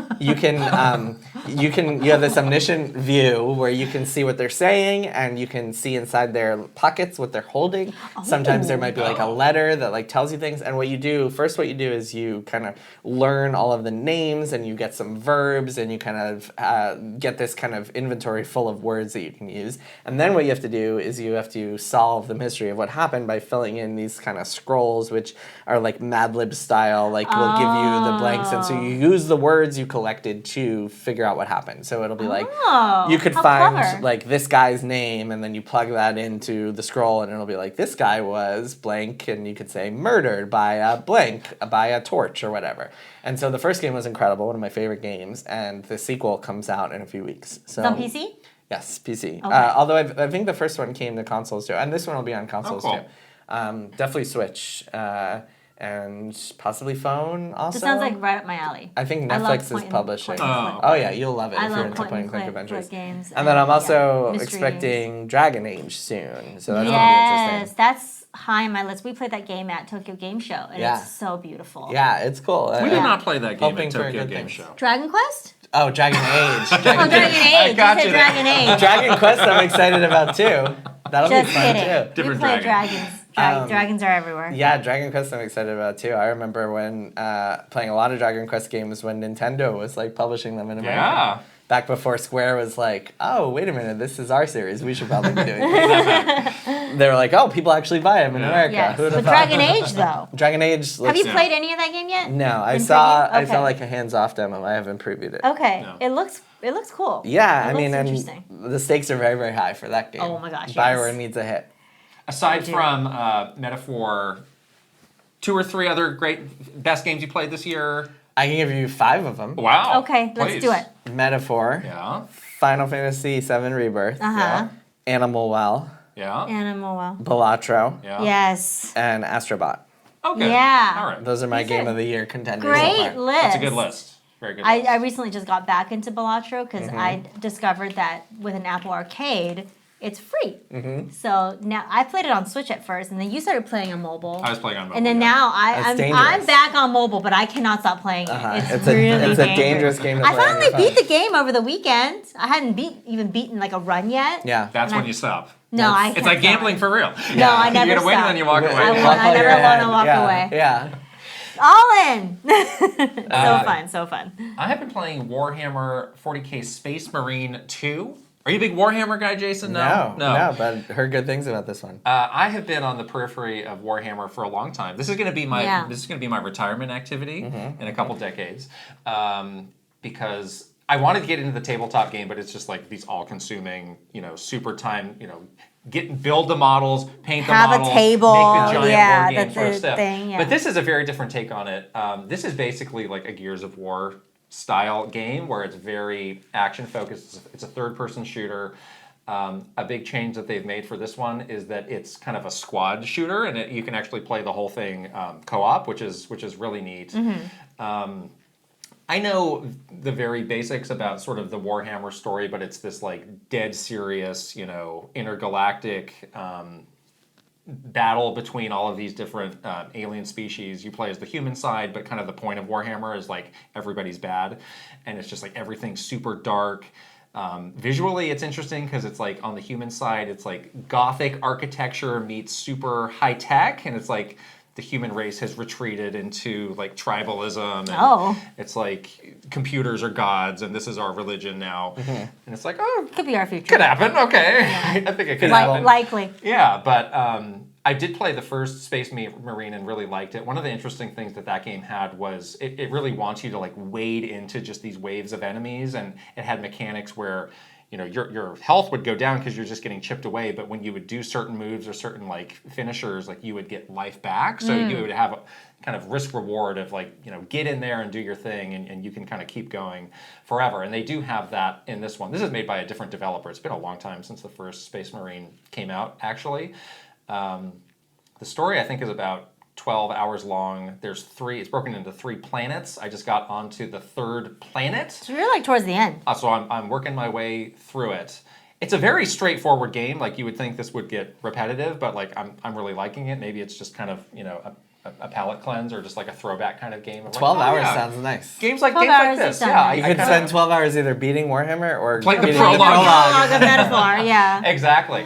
I'm playing on PS5. It is a really like visually cool game because it is all about these giant battles, and they will send waves. And the enemy. You do like a giant battle. I do like that. That's like your thing. Like this is the Dynasty Warriors in space. The main enemy basically. that you're going up against they're called the Tyrannid, and they're basically the Zerg. To make a Blizzard connection, it's just like this kind of like insecty alien, like hive mind race, and they just throw enemies at you, and you're taking them down. But also, like, there's so much happening in the background. You get the scale of just like this big war where like you can see units like coming over a mountain or thing like ships like blowing up. Like it really does give you this big sense of grandeur of this big space battle that you're in. And again, I've been doing just the story, but they do also have separate co-op missions that you can do online multiplayer, and then you kind of like level up your guy and you can unlock different weapons. I haven't done that, and it's also got kind of a head-to-head multiplayer mode that I did a couple matches of and just got completely smoked, so maybe I'll come back to that later, but I like it. Yeah. Cool. They should have a head-to-head like tabletop Warhammer mode. It is interesting. So you did buy the little tabletop set? I have been getting it. Yes. But they do not have just like, here is the tabletop game in a video game, because I think they want to maintain like this is the way. Separation. This is the pure way to do it, and so that they've might never like done that. water down that side of their business. Interesting. Because I was like, I would It's kind of maybe like Baldur's prefer to play Gate, that. where they do kind of keep it all separate. You know? They do. Yeah. There's a lot of Warhammer games out there, but there's nothing quite like that, right? Which maybe I would want. Yeah, but they don't exactly. Want Interesting. Yeah. They don't want to water it down. I think. Yeah. They want you to paint the figures for like 2 hours at a They time. do. Yes. I did paint a figure for him because he got this little. This is our workflow. kit. I'll build it and then I'll give it to her and she paints it. It's actually pretty fun. Like it is. I can see why people do it because it's very relaxing. Yeah, and it's like building Legos. It's like Henry Cavill is like sitting around painting. It's like, I get it. I get you. I have been playing a game that is very unexpected called Infinity Nikki. Have you heard of this game? Sounds familiar, but It was in the PlayStation Showcase. That's That is where I first saw it. And when I saw it in that showcase, I was like, what is this? This is crazy looking. Because it's like very cute and colorful and like in your face, cuteness. And I got invited to this closed like beta for this game. And it's actually really good. Like I'm surprised because, I kind of couldn't figure out what this game was, but I've determined that it is a mix between Animal Crossing, Style Savvy, Disney Dreamlight Valley, and the murder mystery. So you do a lot of stuff which on paper seems like very sort of, Animal Crossing as like collecting materials and fishing and, grooming animals, but all in the service of getting materials to craft these clothing items. It's in the service of being cute. You think it is, but it really isn't, because the clothing items augment your moveset. So like you make a dress that gives you like a floating double jump, or you make a dress that lets you like, shoot some sort of magic out of your hands so you can defeat enemies. So it's actually kind of cool. It's a good loop where like you do feel like the stuff that you're making and the stuff that you're collecting is going towards something.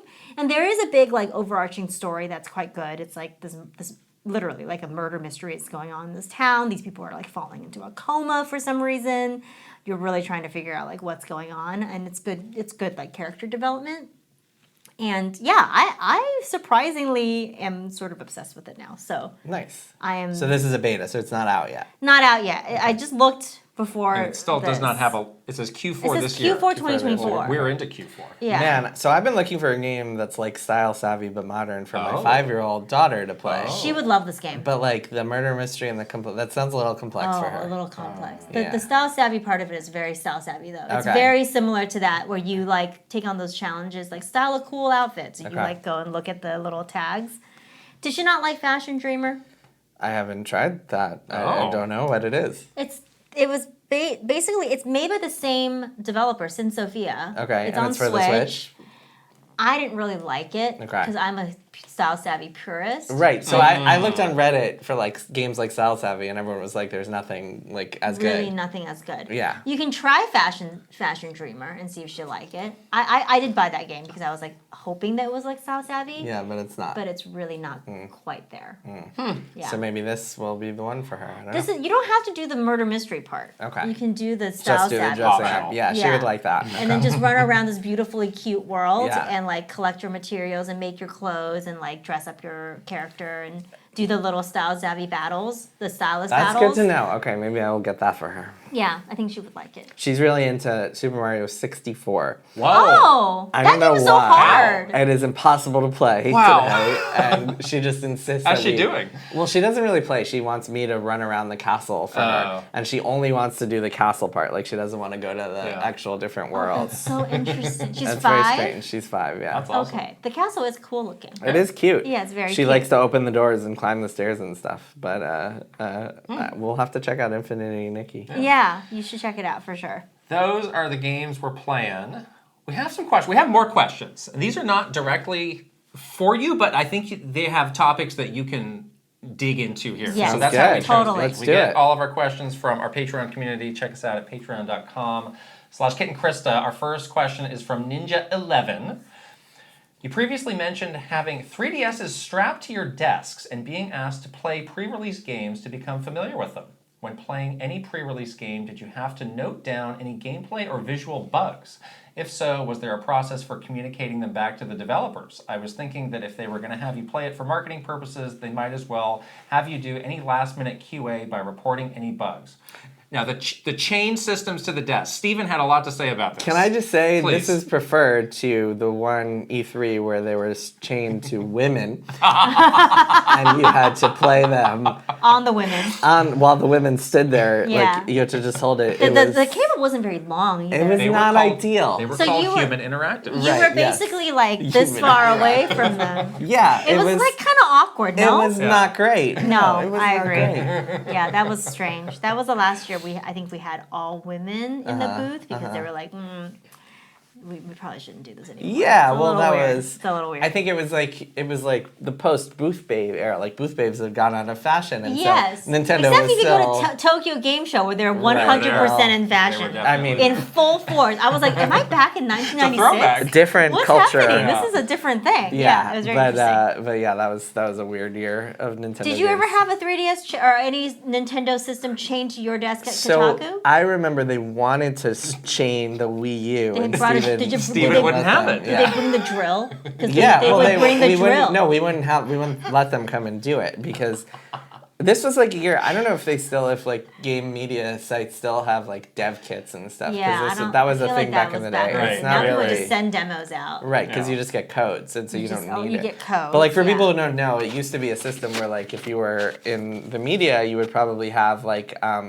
a development kit rather than the console itself because you would have these discs that were not the actual you like burn gold them discs. and then you just bring it to the outlet. Yeah, Mm-hmm. we used to have to do kids. This is like, back in the day, we had to walk 15 miles in the snow to bring a development version of whatever.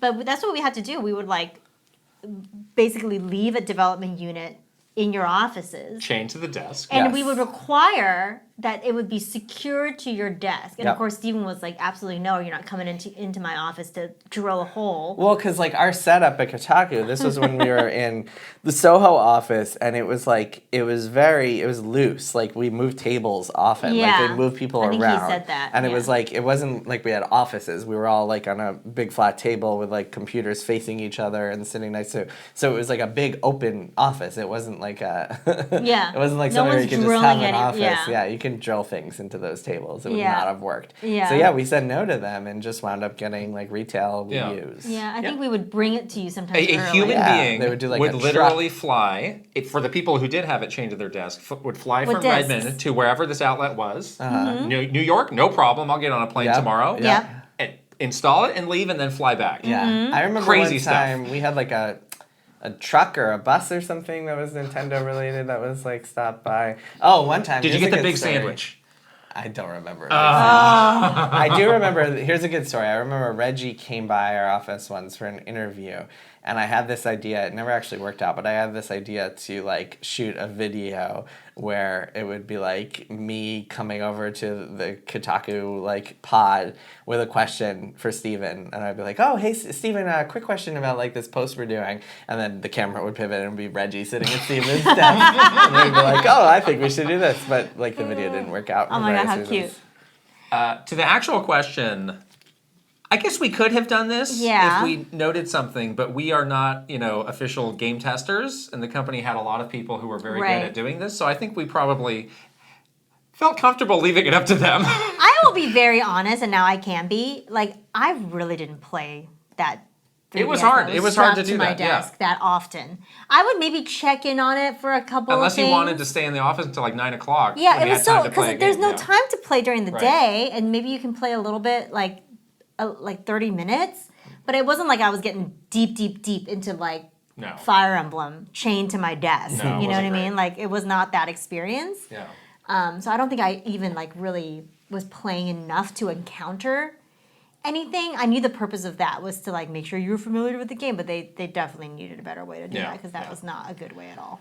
We got Romsky113 next. How do you both deal with getting burned out with work?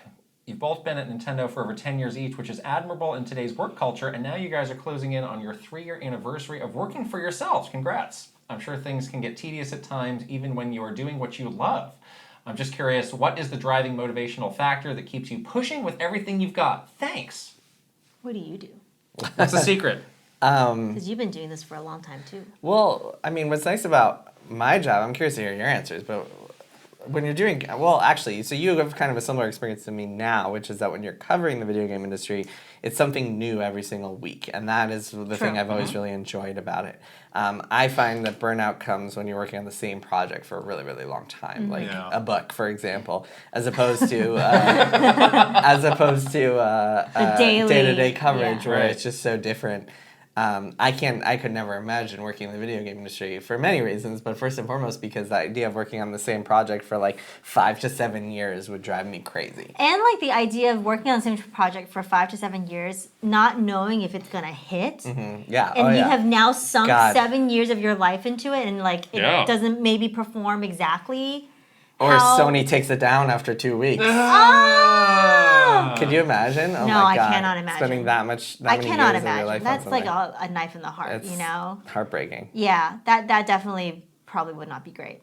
But you're right. Part of, I think, what both our jobs have in common is that, for better or worse, we're like living and dying by what's happening around us and like reacting or doing something like that. That last week with Alarmo was a great example of like how you never know what's coming your way. Like that was not part of the plan for the week. Yeah. It totally upended the entire week. We were exhausted because we were so having to do that on top of all the work for the week. But sure, it was fun. You know, it was interesting and fun and different, and it was fun to be part of that moment with everyone else, and that's part of this new job. What makes it really cool. Yeah. You know? Yeah. I agree. The repetition is really what makes it a grind and what can lead to burnout. Like in our department at Nintendo, like the thing that really wore people down was just campaigns. The nonstop wave of new games that were coming out that you needed to prepare for, you needed to make a plan for. Went through the same process every time. You ran into the same snags every single time. And the moment you finished, you were starting up with the next one. There was no moment of reflection. It's like, we're done with that. Now it's on to this next one. No postmortems. Now this is the most important thing ever. Just the campaign treadmill, we called it, and you were exhausted. So many people got burnt out on that, and they're just like, they either leave or they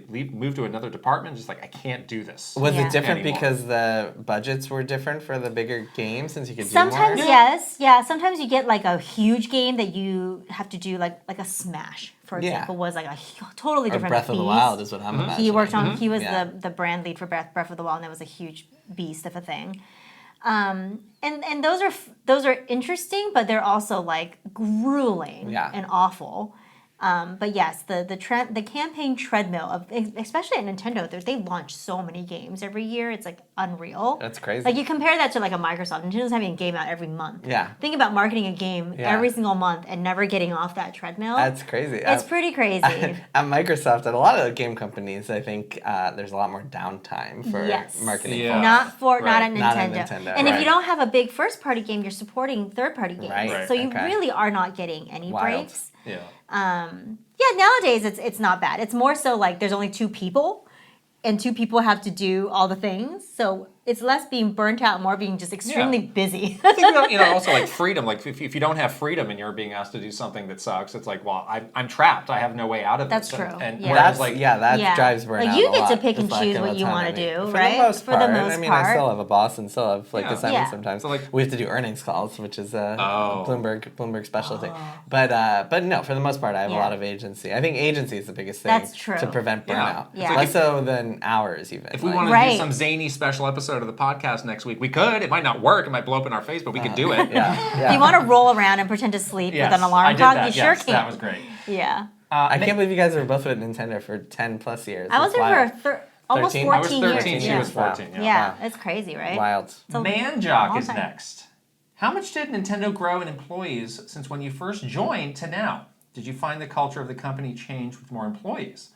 Another follow-up, how much did the Redwood City office grow, and did the culture also change with more employees? Yeah, this is like what you were saying with Blizzard, and how like they were almost like resistant to this because of the culture stuff and how important it was to like maintain that. The surprising answer to this is that it didn't really grow at all. Right. So like Nintendo is growing very rapidly, but it's mostly in Japan and it's mostly developers. Right. Whereas the team at Nintendo of America, like the mandate is you stay flat. And it was celebrated. Like there were meetings that I would go to month, and it's like we had no headcount. We had a reduction in the workforce. Wow, this is great news. Like we have a hard cap that we cannot go over. And it's like we're doing so many more things than we did years ago.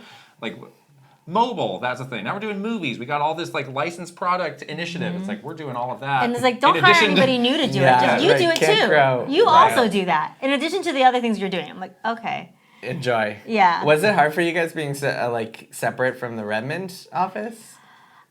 It wasn't, because our department was actually pretty unique, where we had people in all the locations. Like when there was a New York office, we had people in New York.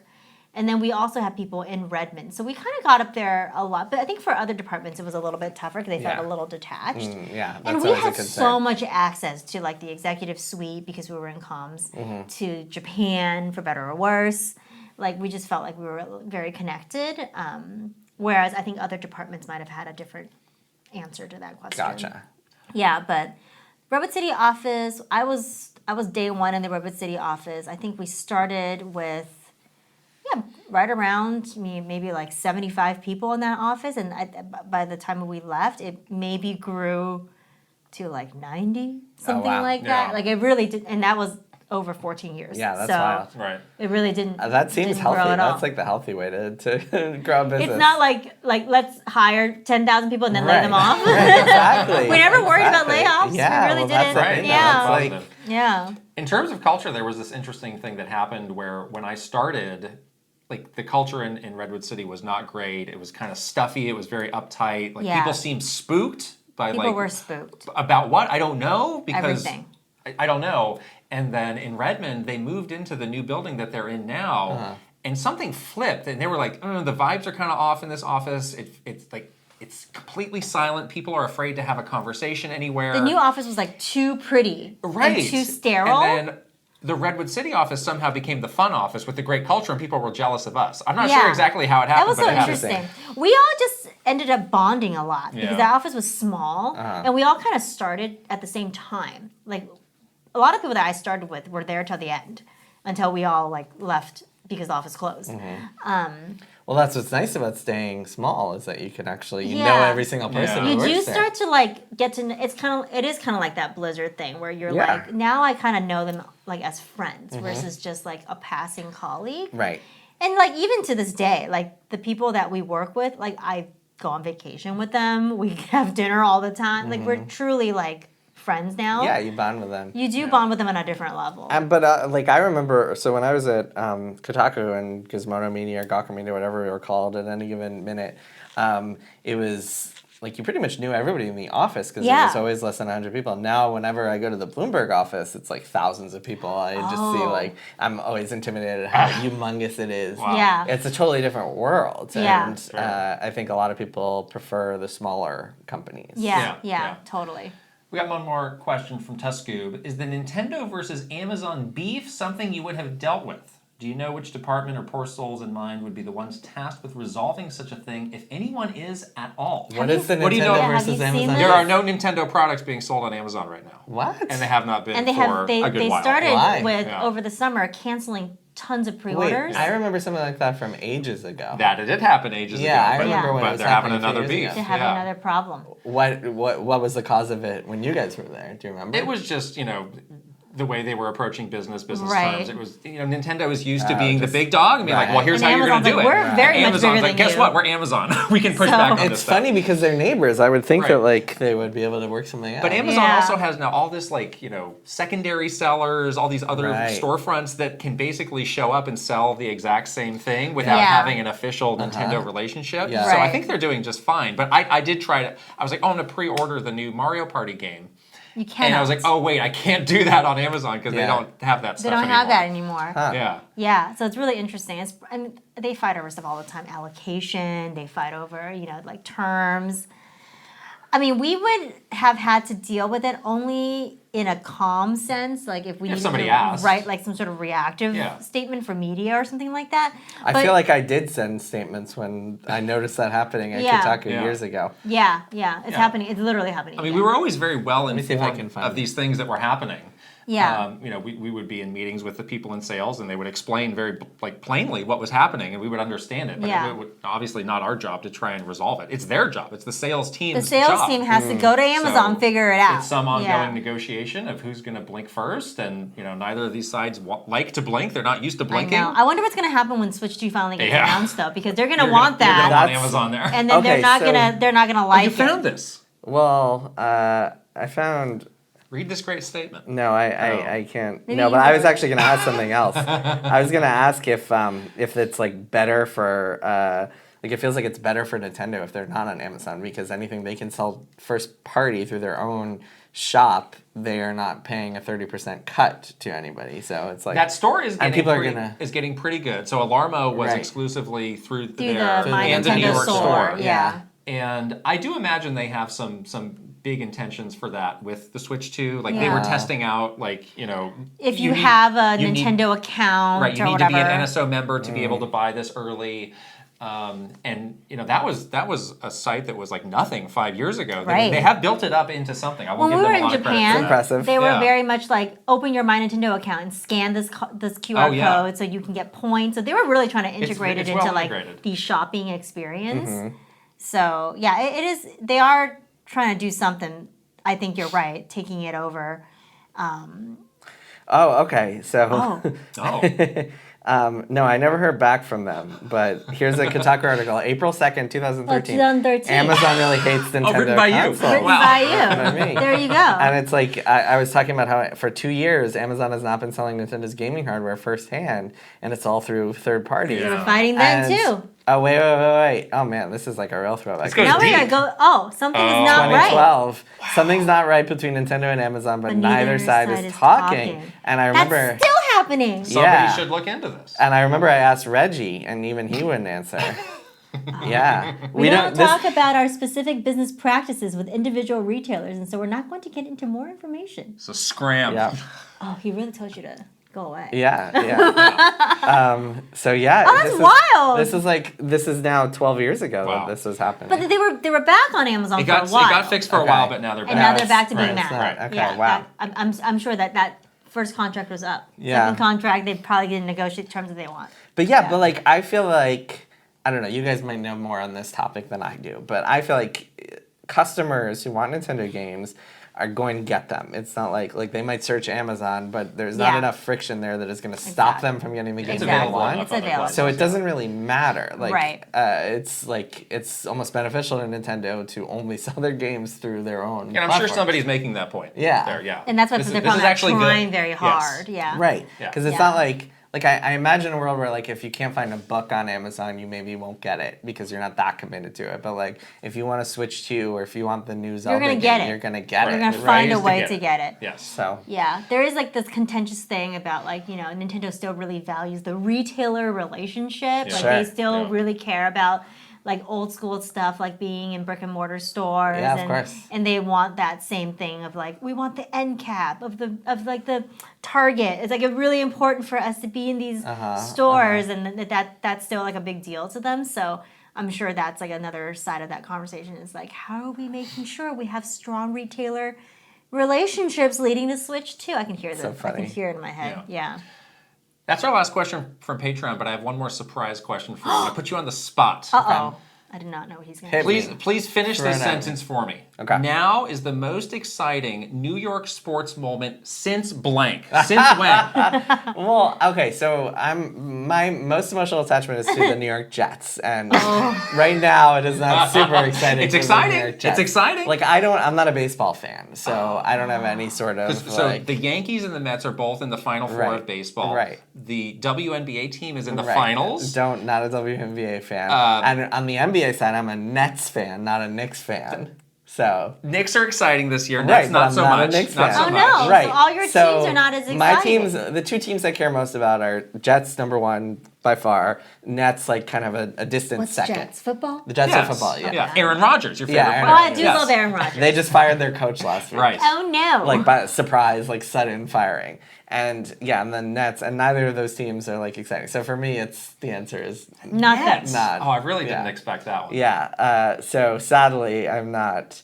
But I will be. I will say it will be cool to be in New York if it winds up being a Mets Yankees World Series, just because the vibe of that is always very cool. It's very celebratory. But I don't care one way or another. All right. I would watch the World Series if it was Mets Yankees, but would not have any emotional Not have a stake in it. But if the Jets turn the season around and start doing new coach, well, then So in a couple of months, if Aaron they're Rodgers is a good player. have 8 wins, I have no contribution to this conversation. Kid, in a couple months, if the Jets are 9-4, trace it back to this conversation. Yeah, well then you can have me on, and I'll be like, hell yeah, I'm most excited since 2010 or something like that. Awesome. Thank you. Excellent. Yes. That was great. What a fun conversation with you, Jason, of all things sports. We have one more final act for you to be a part of. Okay. And that is shouting out our wonderful Patreon tiers. Yes. Hell Final yeah. Boss, Superstars, and the One Up Club. The Final Boss is with us. This is Aaron Hash here. Aaron Hash is the Final portrait. Boss. Cool, that's awesome. Pay respects. Yes. Yes. Thank you very We much, love Aaron Aaron. Hash. Are these categories based on how much you are paying for the Patreon? Yeah. Okay. Of course. So what is Final Boss? How much is that? This is all available. Quite a lot. Okay. It's good money. It's good money. We're very thankful to them for keeping this podcast going. San Francisco office rent. Thank you. Thank you, Aaron Hash. Yeah. Thank you. Exactly. We're clearly in the heart of downtown San Francisco, right in the financial district. It's not so bad. I was driving around here. It's a very quaint. Nice. There's a whole over there on Broadway. There's this cute little downtown. Yeah, I was driving through there. Yeah, it's very cute. Okay, Superstars. Well, how are we doing this? What's the rotation here? Why don't you go first, and then I'll go, and then we'll Jason. Okay. I'm gonna get us started with Ben Eichhorn. Maru Mayhem. Eigenverse. Kiss My Flapjack. Mike Chin. Roy Eschke. Switching It Up _ VGM Life. Link the Hero of Wins. Angela Bycroft and her pig Molly. Thomas O'Rourke. Kyle LaBeouf. Roberta Nieves. Frederick Ulf Conradson. Andrew Yohas. Chili. Simon. Crashuri. Pastor Discord. Ash. AJ Kundlas. And 40 Gig. Wow, you can All really right, read. you feel warmed up now? Here we go. Here we go. got a lot of these, Once more. Aaron Burgundy. Ali Alejandro. Astro Dev. Awesome 46. Bad Moon Horizon. Bates. Benji B. Big and Gamer with a Y. Bookem Dan 0. Brad SF56. Brandon Cavapill.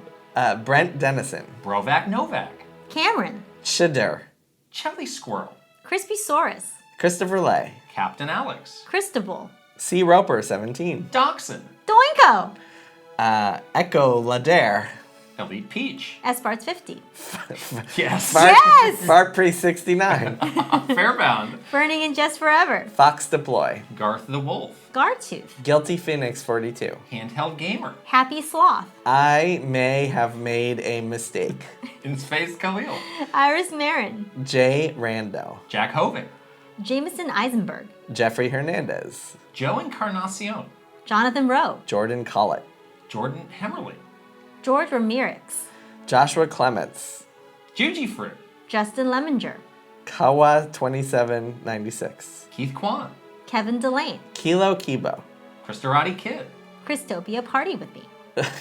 Kyle Gamer Barry Rookie. Cal Kretzer. Lazy Cat for Coffee. Lex. Link 9898. Lit. Luigi 53. Lynn. Macho Potato. Mad Dog 5981. Magnificent Easy G and Callie Marie. Mario Man 39-2. Marky Man 64. Maverick Nate.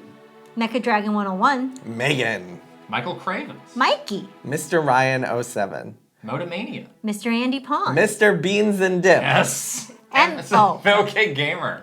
My Tran. Nasir. Is that the Nasir, like the programmer who made Final Fantasy? Naif E. Ninja 11. Pangi. Patrice Mallet. Paul. Paul Gale Network. Prime Factor. Prince Charmless. R34V3R. Rain Tech. Random Bystander here. Record Rumble. Ryuji Utsuhu Okou. Riot 1.